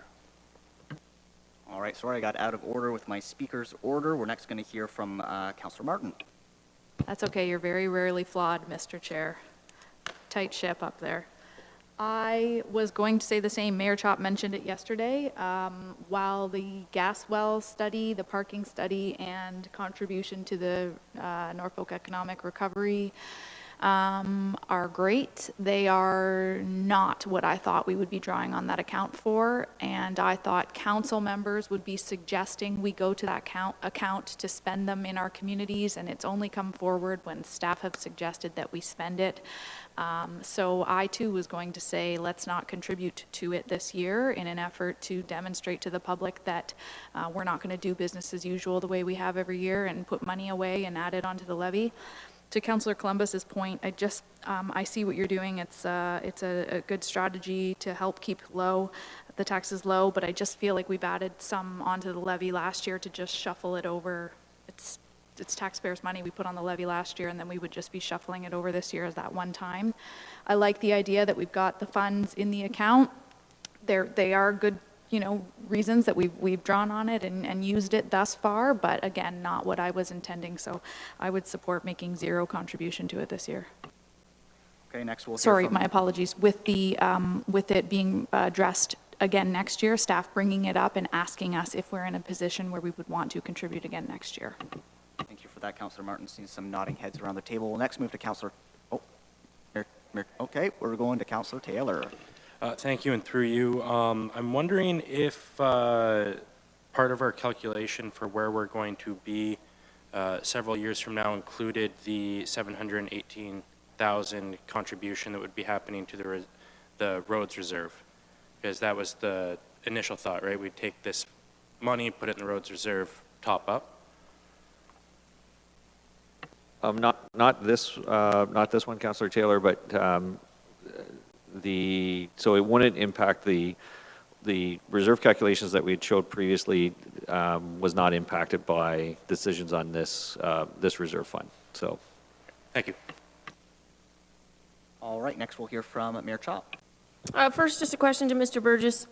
You know, if we hadn't had that fund with the gas wells, wasn't really necessarily what I had in mind for it either, but when we first were elected and we decided to do this in that first budget, but I also could never have foreseen some of the problems that we have had to deal with since being elected.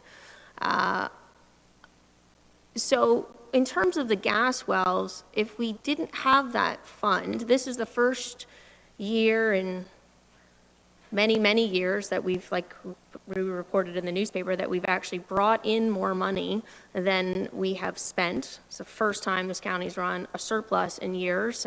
Again, I was accused of being a liar through the debates when I said we were running multi-million-dollar deficits every year, and it's true, we were. How would we have funded that money for the gas wells? Traditionally, municipalities have positive reserve balances, so they designate from a reserve. And in this case, this county has had a tradition of drawing from reserves that have a negative balance, so you would have just continued to increase your debt. That's really your only choice. So we would have continued to increase our debt. So again, I didn't have gas wells in mind with that $1 million either, but thankfully, we had it there because, you know, looking at hiring a project manager, I don't really think that it's right that our general manager of health and social services, who knows nothing about gas wells, in Marlene's defense, you know, was tasked with adding this to her list of many other things to do over at the health department. So when we look at, we've put an RFP out for the gas wells now, and we don't actually have confirmation from the province that they're going to fund. They've hinted, I don't believe that it's in writing, that they're going to write us a check for all of the funding. It's been a battle at every conference that we've gone to. Where will that money come from?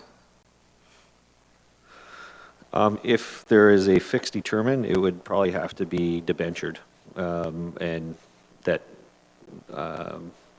issued for the fix. We'll have to issue more debt again. So, you know, as much as I don't like the, you know, continued aggravation with this fund, I think it actually has served a purpose. I think that things come up that we can't have expected. I agree with reducing it. I think Councillor Van Passen makes a very solid suggestion. I think the gas wells will likely cost upwards of $1 million. So in some ways, if we made the $1 million contribution and we got into trouble, it would have been there, but we'll muddle along and figure it out. Hopefully the province steps up and, you know, recognizes that they were the creators of this problem, and they rightfully fund the repair of it. But, you know, there are other things that could come up. We're looking, you know, the secondary plan in Port Dover. Who knows what suggestions, you know, could come out of that. You know, hopefully maybe in our last year, we actually move into with the you know, downtown Simcoe revitalization strategies and so on. You know, there's funds there that if we want to do something, that we are going to be able to use them. So I fully endorse Councillor Van Passen's suggestion to reduce it. So we have $1 million sitting there that, you know, without further increasing it above the $1 million this year, but that there is a little bit of a cushion that if something comes up, we have some flexibility as opposed to running another deficit again. Thank you, Mayor Chop. I thought I saw a hand from Councillor Huffman, but I could have been mistaken. I did. We'll go to you next. Thank you, Chair Roberts. I just want to kind of throw my 2 cents in here. I've gone back and forth on this fund and was thinking that because it wasn't really used in any of the ways I had anticipated it, I was ready to kind of give up on it. But looking at long-term goals and not cutting off my nose to spite my face, I think it makes sense to keep the fund at a kind of a, as I've written down here in my book, a floating million. However, I would like to see, and I'm not trying to create an argument or anything like that, but I do very clearly recall hanging baskets in Waterford. And I do recall maybe something to do with the Bailey Bridge. That we're supposed to be, and I'm not trying to make light of the taxpayer's burden or anything like that, but these were supposed to be some tangible kind of oomph to the community for different things. And I'm anticipating with COVID, many of our service clubs have probably suffered immensely in terms of fundraising and different things like that, that we're going to need to have some of this money to kind of maybe boost our community with some different things. So I wholeheartedly support adding that couple $100,000 and change and keeping it at $1 million. Seeing next Councillor Van Passen and followed by Mayor Chop. Thank you, Mr. Chairman. You know, I have thought about those other options as well, and if this was just a one-off, that we just had a one bad year, you know what, don't put any money in, maybe even take some out of it, but this is part of a 2, 3, 4, 5-year plan. I think the CAO has mentioned it. We're trying to find $3 million in cuts in this year, but we have to find another $3 million next year and another. So if you drain everything dry, the first time around, there's nothing there, and when things go wrong, there's no little cushion. And you know, we maybe the hanging baskets, we did shift 250,000 over to the task force, the economic recovery task force, to do things with the downtown. So you might get some hanging baskets out of it. But yes, I agree that sometimes the thoughts were a little bit different. But you know, who'd have thought that gas wells would have exploded out on the West End, and who'd have thought that COVID would have come this year? And luckily we had that little bit of cushion. So that's the best description I've heard. It's a floating million to start the game. So at least you got the ante to get into the game, right? Mayor Chop. Yeah, Councillor Van Passen just brings up the best point, which is what I missed, is the $250,000 for the economic recovery. I mean, we still don't know where COVID is going to go and what monies we might need to help our businesses and our community recover from this. And that is the money, the only money in our budget that we have to look to. And, you know, I feel that without keeping that in light of the current environment, you know, puts us in a very short-sighted position, which is, you know, sort of what happened to previous councils of not looking ahead to the future and the things that could go wrong. But we are in the midst of a crisis right now, and I think it's fair to say that with our Economic Recovery Task Force, they very likely will be coming back to council and asking for additional support from us. Councillor Martin. Thank you, Mr. Chair. I'm going to hold strong on my position here. I certainly respect all of my colleagues' positions with contributing to the fund, and it has served us well to have it. But I would just make note that I think it's evident that we all prioritize different things, and I would ask, as we continue to go through the budget, that the rest of us respect what those important priorities are, because as we're adding directly, you know, into the fund again on the levy, we don't need to be reminded of all the other various cuts that are happening. So this is an important priority to each and every one of you. Then let's vote on it and pass it, and I respect that, but I will be holding on my position. Let's hear from Jason Burgess, our CAO. I see his hand was raised. I just want to make sure council understands the second and following year implications of the Councillor Van Passen's motion. So if we reduce it to the $281,000, that's mean we'd levy $281,000. So let's assume we don't spend any money out of the fund next year. You'd have $1 million, and then you'd be levying, because it's built into the levy, $281,000. So you'd go up to $1.2 million. If next year you spend, you know, $900,000 of the $1 million fund, your fund would be at $100,000. You're only then levying $281,000. That means that you'd only have $381,000 in the fund. If you wanted to get it back up to that $1 million, then you would have to increase the levy at that point in time. I just want to make sure that that's understood. And just, and a quick note on Councillor Huffman's Delhi flowering pot, or Waterford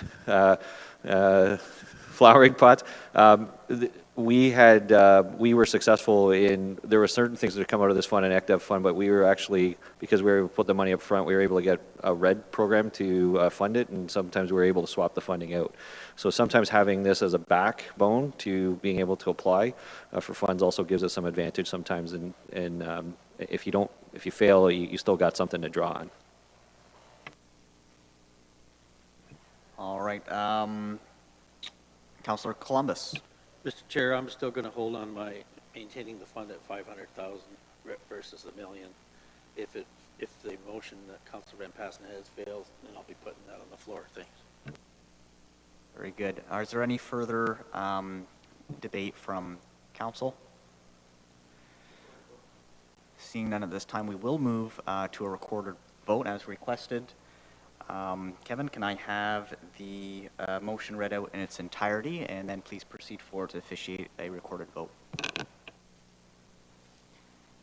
That sufficient funds be placed in the council initiative reserve to regain the $1 million balance at the beginning of the 2021 year. Question, Councillor Michelli? Thank you, Mr. Chair. Just for clarity, and this is a one-time contribution. Right now, this is not going to hold council to that amount for future years, correct? That seems contrary to the interpretation of our CAO. I'd like for him to respond. Well, once you levy this, then you can change it next year. And if next year you don't spend any money and you're sitting there at $1 million, then there's no need to levy that funding. So each year you get to review what you want to do with it. So it's a yes and a no. Okay, yes. Right. And that's why I'm asking. I just want to make sure that we're not committing ourselves to something that we can't reverse. So I understand that. Thank you. And that's why I changed the wording of the motion slightly, was to make sure that it tops up to $1 million, because my concept was you guys wanted to, to try to keep it at $1 million, not let it grow. So then each year you would then have the ability to adjust it back to the $1 million. It just, if you spend a lot of it in 1 year, you may have to tax a little bit more. Very good. No further points of clarification? Seeing none, we'll go back to Kevin. All right, Mayor Chop, Yes. Councillor Huffman, Yes. Councillor Martin, No. Councillor Michelli, Yes. Councillor Van Passen, Yes. Councillor Columbus, No. Councillor Taylor, Yes. and Councillor Rabbits. No. The motion carries on a vote of 5-3. All right. With that, we will move on likely to our last topic of discussion for our Budget Committee meeting today. We are on option 20, discontinuance of the South Coast Shuttle Service. We are considering discontinuing the seasonal tourism shuttle service to local wineries and breweries. This is contained on page 2-79 of our agenda. Are there any questions of Budget Committee regarding this item?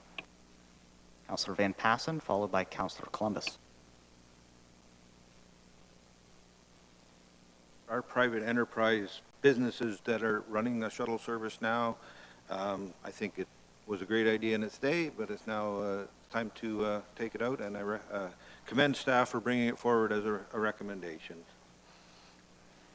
Very good. Councillor Columbus? Mr. Chair, I believe there was some advertising that was put on these buses, and businesses had contributed to that. So I'm just wondering, where would that sit with respect to the contract? Would we have to give them their money back, or do we get more information on that? Good question. We'll let our staff endeavor to respond. Looks like we have Nikki. Councillor Columbus. The South Coast Shuttle advertising is always done on an annual basis. So any of the advertising that would have been contributed to the South Coast Shuttle in the past it has been gone and taken care of. There is no advertising reimbursements that would need to happen. Great, I support removal then, thanks. Like we have 2 endorsements of staff's recommendation. Do we have any further comments or questions from committee? Seeing none at this time, is there any member that wishes to propose an amendment or alternative to staff's recommendation? Seeing none, we'll consider the option as adopted. I thought there would be a little bit more discussion on that item, so I think we'll try to tackle as much as we possibly can accomplish today with the time that we have. The next option is actually option 21, and that has been, it's been renumbered to the end of our options. And I believe it's actually been moved right off our options list. It'll be concluding our discussion about the, where's that agenda? Option 21 has actually been moved right to the end after our levy relief strategy decision discussion. So we'll kind of treat that separately from our options page. We're skipping over 21, and we're now actually on option 22, which is SCORE. Consider withdrawing from SCORE membership. This is on page 2-82 of our agenda. We're seeing first Councillor Van Passen would like to speak. Thanks, Mr. Chairman. Again, I think this is another one of these that must be the low-hanging fruit, because I remember, I think every year since SCORE existed, that it's been on the potential list of cuts, and every year the same argument is made that the economic benefits that you gain through this membership far outweigh the cost. And especially when the current government seems to like that regional approach to doing things, the amount of lobbying that this county gets collectively through SCORE at things like AMO and Roma, it far outweighs the $25,000 membership. And I would be opposed to the staff recommendation, and I'd like to see this left in the budget. So. And I would put that forth as a motion because it's contrary to the recommendation. We have a motion on the floor. Do we have a seconder? There is no seconder. The motion dies. Let's open the floor back up to any comments or questions regarding staff's recommendation. Mayor Chop. I find this one so difficult, to be honest, because Kim Earls that runs SCORE, I think is amazing. I think, anybody is lucky to have her working on their behalf. I don't necessarily, I see the value. I tell you, Kim has more connections at Roma and AMO, and she knows everybody and gets every meeting she wants to have set up and so on. But I've been to the meetings, and not that she's there, she just, organizes them for the SCORE representatives to attend. And I'm not sure that I believe in the value that it has driven for us, but I am surprised. Jason, I thought that there was discussion of the FCM membership and, the ability that can bring us for having grant programs and so on. Through the chair, for whatever reason, we lost our membership in FCM. We never budgeted for it, and we lost our membership in FCM, which a lot of in fact, we received funding, frankly, for infrastructure funding through FCM programs. So the intent of this recommendation, I agree with Mayor Chop. I believe there are some, Ms. Earls and some of the people on that do some good work. The intent from staff was to hold our budget in the CAO's office. My concern was if we weren't a member of FCM, especially with some of the big infrastructure funding programs that are coming out, we would be unable to apply through the FCM programs for some of those infrastructure projects. And we wanted to reestablish our membership with FCM. And the only way we could afford that by staying neutral was to look to drop another membership, and SCORE was the one we decided to drop. Is there anything further from our divisional staff?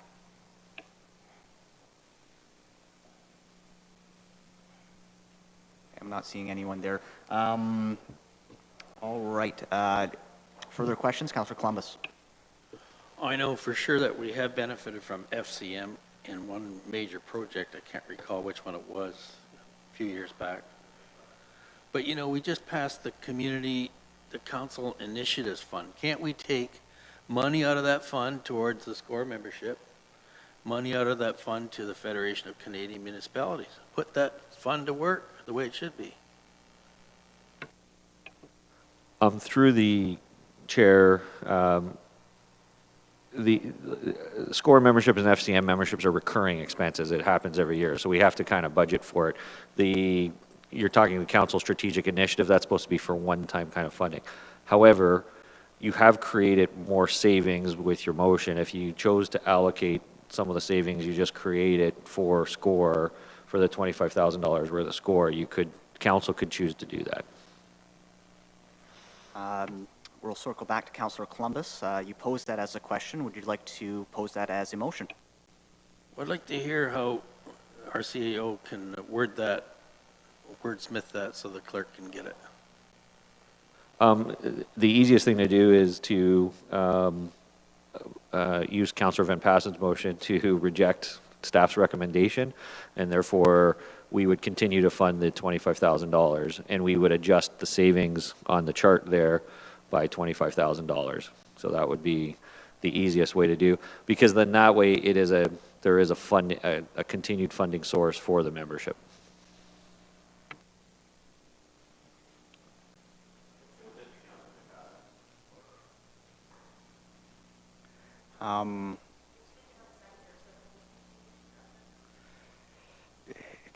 Can we retable the same motion with, you know, from my perspective, you've identified a very different funding source. It seems materially different from the motion that was tabled by Councillor Van Passen, but we'll let our clerk rule on that. Procedurally, do you see anything wrong with retabling this motion with a different funding source? The motion died, point of order. However, the funding source, what Jason just pointed out, Mr. Chair, is what got the previous councils into trouble. Jason's point, to be very clear, is that you cannot fund recurring costs out of a reserve account because eventually the reserve account is no longer there. That is why his suggestion, if you're going to go ahead with it, is to not fund it out of the reserve account, to go back to Councillor Van Passen's motion and would simply be leaving it in the budget because it has to be addressed that way. You can't fund recurring costs out of a reserve account. That was what was happening here previously. They were funding costs, as an example, staff positions out of the WSIB reserve account. Eventually, it's in a negative position. Eventually, it has to go on a levy. You know, it's being hidden. So Jason is saying, to be transparent, it has to remain on the levy, and you can't fund it that way.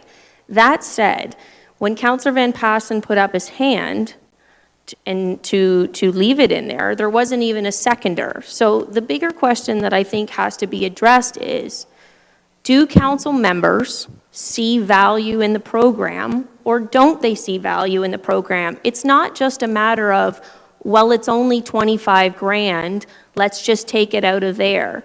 You know, we're moving the skate park to save $1,000 a month. You know, we're changing office furnishing programs to save $5,000. Every little thing is adding up. If you just keep doing this, you're going to keep pushing the problem further and further into the future, and you're never going to dig Norfolk County out of a hole. So again, the question is, do you believe or don't you believe that it creates $25,000 worth of value or more to Norfolk County? I can tell you wholeheartedly, I actually want to be sick when I move to not support this because I think so highly of Kim. So unfortunately with Norfolk County, I don't know whether would SCORE would even continue or not without us. Do I think SCORE served a purpose in the past? 100% I do. I think it did some great things with the You know, when the tobacco industry failed and the Sand Plains funding and so on, there is no doubt about it. The question remains, is it serving our purpose now? We belong to a number of, you know, groups and so on. And so there might be a different way to approach this. But I vehemently reject funding this out of the council-approved initiative reserve fund. Thank you, Mayor Chopin. You were next on my speakers list. We do not have a motion tabled or a seconder, and we are still in the phase where you're able to comment or ask questions. So we'll move on in our speaker list, and we'll hear from Councillor Taylor. It was actually covered by Jason's last points he was making. Good, thank you. We'll next hear from Councillor Huffman, followed by Councillor Michele. Thank you, Chair Rabbit.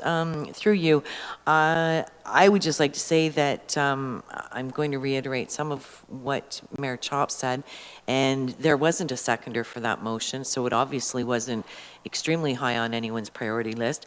It's not like if we leave SCORE, we can never go back to it, for heaven's sakes. We can give it a year where we don't, and we do have to flip the switch in terms of looking at the nickels and dimes, and we have to start really taking care of them. So we can't, you know, just 1,000 here, 25,000 there, that type of thing. We need to bite the bullet at some point and move forward. And, you know, with, and I understand that, you know, the connections through SCORE have been beneficial. We've probably got at least a year here where Roma won't be in person, AMO won't be in person, those types of things. So there won't be those types of meetings that occur. I know they're a little bit different when they happen through Zoom and Teams and things like that. So I think that we should vote to, I support not renewing our membership for this year and reevaluating next year. Thank you. Several endorsements for staff's recommendation. Let's hear from Councillor Michele. Thank you, Mr. Chair. Councillor Huffman illustrated a few of the points I would make. I'm kind of thinking now that we're kind of near the end of this day, my mind is now drawn back to the very first moments of our day yesterday when we heard from our CIO that we need to make a series of small sacrifices to get to where we need to go with a long view in mind. And I think this is one of those ideas where I'm sure that SCORE is valuable and has served us well in the past, but I think you know, as the suggestion is in the option, we can do without it this year. Further questions or comments of Budget Committee? Seeing none, would anyone like to propose an alternative or an amendment to staff's recommendation? Seeing none, councils will approve of staff's recommendation. We'll consider it adopted. Question, Councillor We have a Carlos? recorded vote, please. Again, we're not voting on a staff recommendation. We're getting very close to having a repeat of option 7 here. So I think, well, I guess it's the will of council. It's the will of Budget Committee. It's not up to the chair. So, you know, I think I'd like to go back to you, Councillor Columbus. You raised your hand. What would you like to do next? Well, I was looking to have a recorded vote on that. If SCORE funding is going to be removed. Procedurally, that is in order, and that can be entertained. So we have a mover for a recorded vote to endorse staff's recommendation. Do we have a seconder?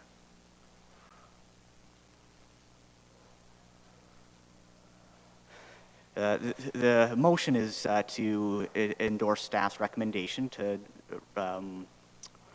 remove ourselves from SCORE, and the request is for a recorded vote on the matter. Do we have a seconder for that motion? Councillor Taylor has a procedural question.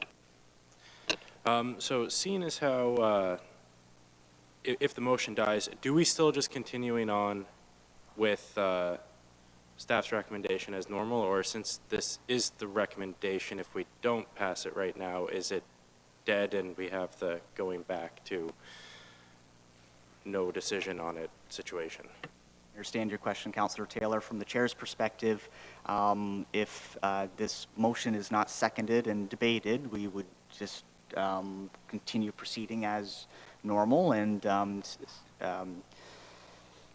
staff's recommendation would be considered adopted without a vote. So that's what I would rely on. The trouble is if any member of Budget Committee objects, I'll have to hear from that member. So we sort of had an objection, and that's what we're dealing with presently. Seeing more hands, procedural points of order. We have a motion on the floor. Do we have a seconder? I think we should tidy up that business.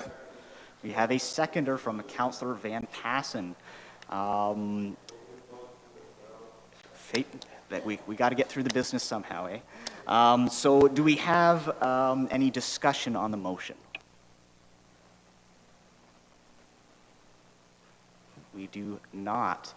We will then move to a recorded vote.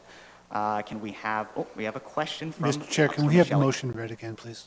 Absolutely, we'll have it read in its entirety, and then Kevin will officiate the recorded vote. So reading from page 2-82, with that, to withdraw a member of SCORE for a period of 1 year and reevaluate the benefits of membership beyond 2021. It will be the, that's the proposed plan.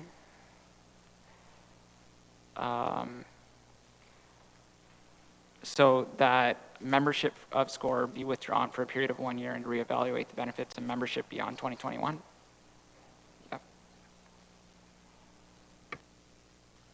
Okay, I'm going to go from left to right this time. So Councillor Taylor. Yes. Councillor Columbus. No. Councillor Van Passen. No. Councillor Micheli. Yes. Councillor Martin. Yes.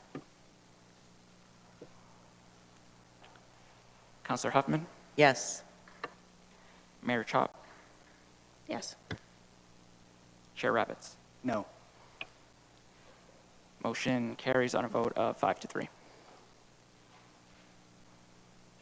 Thank you for that, Kevin. Well, we've reached 4:57.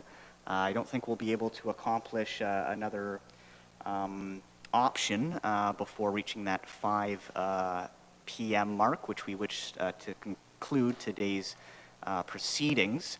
I think I would like to ask for a motion to recess our budget meeting, and we would be reconvening, I believe it was on the 12th, Tuesday at 9 a.m. Mover, Councillor Martin, followed, seconded by Councillor Huffman. Is there any discussion? None. All those in favor of recessing? So carried. We are recessed. We will have an opportunity for a media scrum in Committee Room A, directly behind Council Chambers here. I would again invite any member of Council that did wish to participate, and those media in attendance. We'll see you in the committee room. Thank you.